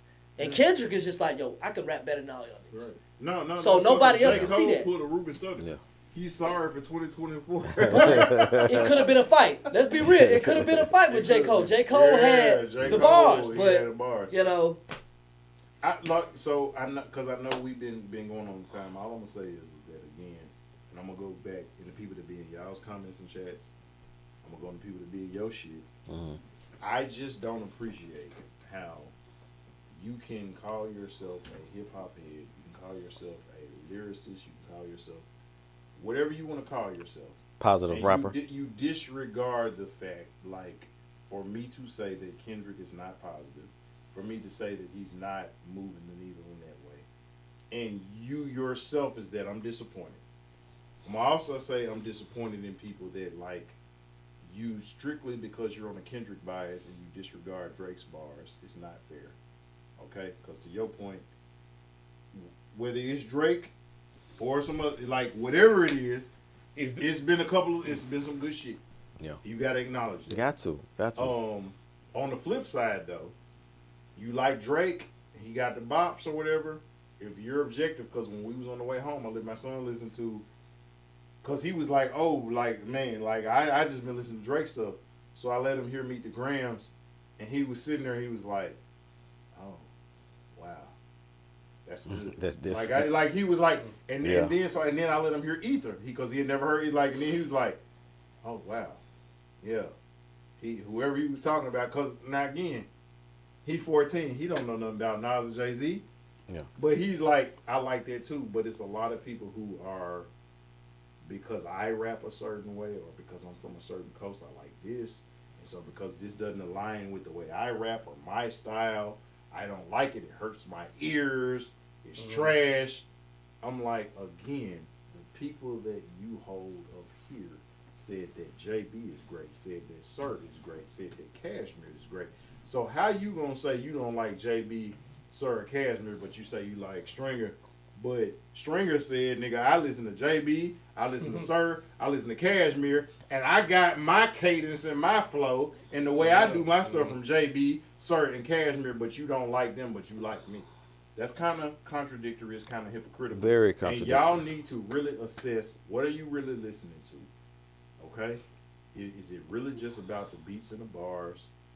Or, again, is it about the beats or the bars? Because if it's about the bars, when we checking, it's about what I say that make everybody go, ooh. Anybody can make a dope beat on the table. Take the beat away. What I'm saying, does that hold What does water? it say? So to your point, Drake has said some stuff that holds water. Kendrick has said some stuff that holds water. Mm-hmm. If you're getting caught up in the whether I can play this in the club or not, you losing. And that shows me that you didn't make the honor roll. It shows me that maybe, you know what I'm saying, you might have needed some help in your class. And I'm just saying, if you say you reference Dr. King and Malcolm X and the Black Panthers and Fred Hampton, Huey P. Newton, you mentioned Tupac Shakur, Biggest, you mention all these people, but you don't elevate your level of thinking. Grant is an intellectual. Cashmere is an intellectual. JB is an intellectual. You know I'm an intellectual. Raise your level of thinking, because we all want our kids to do better than us, and it's hypocritical for me to say that I want my kid to make an honor roll, but then at the same time, I don't listen to this person because I don't get what they saying. Right. That's contradictory. I want to shut it down with this, just because.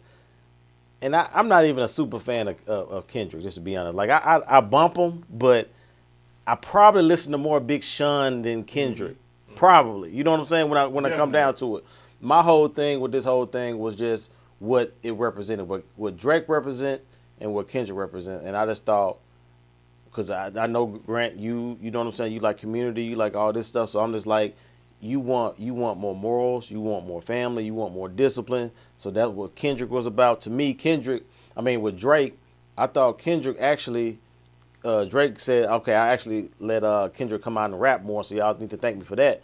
We actually need to be thanking Kendrick, because I ain't heard this Drake in like 10 years. You know what I'm saying? They both benefited each other exactly. in this battle. Exactly. I agree. So I'm thinking like, this is kind of more so what we need, because just in the culture that we in, with the short attention span, 10 seconds or whatever, people I don't want to listen to Kendrick, but it's like he made you listen, because each record was a storyline. You can't listen to it Euphoria sounds this much better because you listen to 616.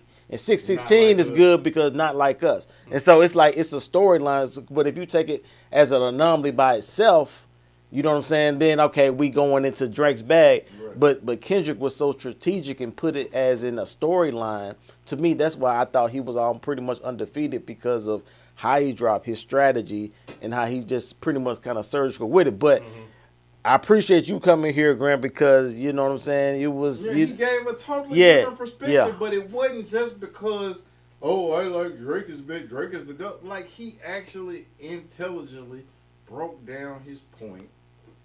And so now, even if I don't agree with him, I feel where he's coming from. Right. I understand why he feels the way he feels, and that's what it means to be objective. Yep. I don't necessarily have to agree with it, but I get why you feel the way you feel.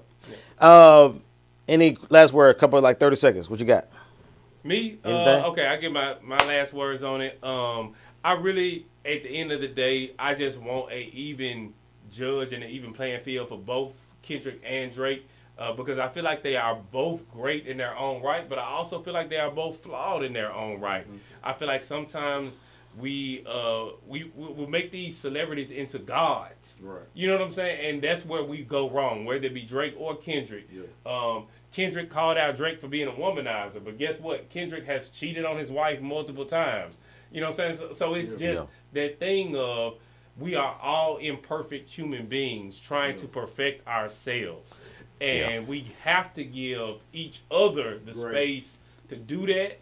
And we also have to view each other as, you might be the dopest person that I've ever heard, but I'm also going to love you as a human being and not necessarily as, you know what I'm saying, as a god. Yeah. Again, whether it be Drake or Kendrick, because Drake ain't perfect, Kendrick ain't neither. They're both dope in their own right. And, man, let's just enjoy this thing for what it is, rather than make it become a divisive tool Yeah. that pulls us apart. Cash. My quick spiel is you gotta listen to Damn and Mr. Morale for real, because Kendrick's literally spoke about that. He was spoken about like, yo, how like, yo, I'm out here rapping like this, but don't think I'm your savior. Don't think that like everything that I say is what it is. I'm battling my own shit. You know what I'm saying? I'm trying to, do right. Trauma. Like it's so much that he digs into with that. And like I said, that's why Kendrick does a little bit more for me than what Drake does, because I will bump Drake, but like what Kendrick does for me on a personal level, so listen to some songs and it's like music to me is therapeutic. So for him to like talk about these things and like I'm sitting here like, yo, I'm going through this and I feel what he feels in this moment, it's just different for me. So what I did, I am glad that this battle was able to like, Drake said it. He like, yo, I made you rap. I'm glad I made you rap. Because let's be honest, as a Kendrick fan, it's hard to get that fixed because, nigga, it's every 2 years. Nigga, rap. You know what I'm saying? So I'm glad it was done there. I'm glad it got people listening. And like I said, for it to translate to different platforms and to the white people and to like everybody's listening, that's what I want hip hop to be, man. Yeah. So like I hope it forces other rappers to push their pen. Yeah. I hope other rappers feel disrespected by this and say, oh nigga, it ain't about just y'all and up their pen. That's what I want to see, bro. I love hip hop. That's the point. This is great for it. That's the point. That's Brown why. Vic. but that's the point, man. And on that, like, have people actually, read again. Actually, because I think you said it, Cash. Like, you can't listen to Kendrick in the same way you listen to Drake. Yeah. If you trying to get a bop with Kendrick, he's gonna be trash every time. You gotta dissect it and really listen to it for what it is. Because if you don't do that, you're not being intelligent. You're not doing what you need to do. With just like when you at your mama's house at the table at Sunday dinner, you ain't speaking like we speaking in here. Yeah. You see what I'm saying? It's just different. You know what I'm saying? You got to adapt to different environments in different ways. You know what I'm saying? So it's like I could use this chair to be a ladder, right? But it would never be as effective as a ladder. And so now if I'm equating this chair to what I would as a ladder, it's always going to be deficient. It's always not going to be up to par because it's not designed for that.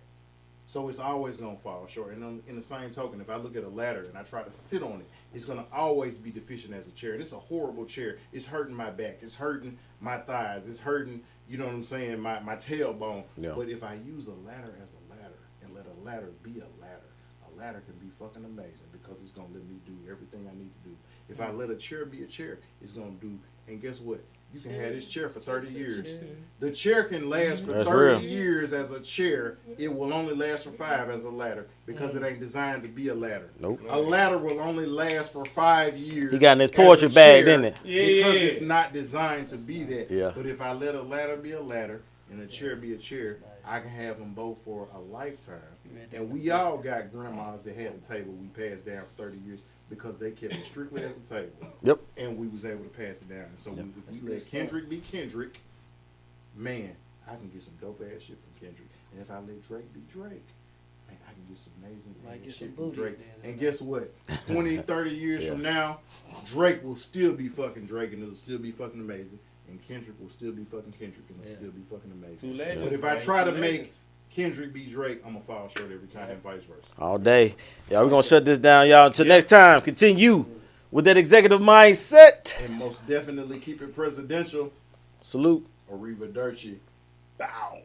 Arrivederci. Until we meet.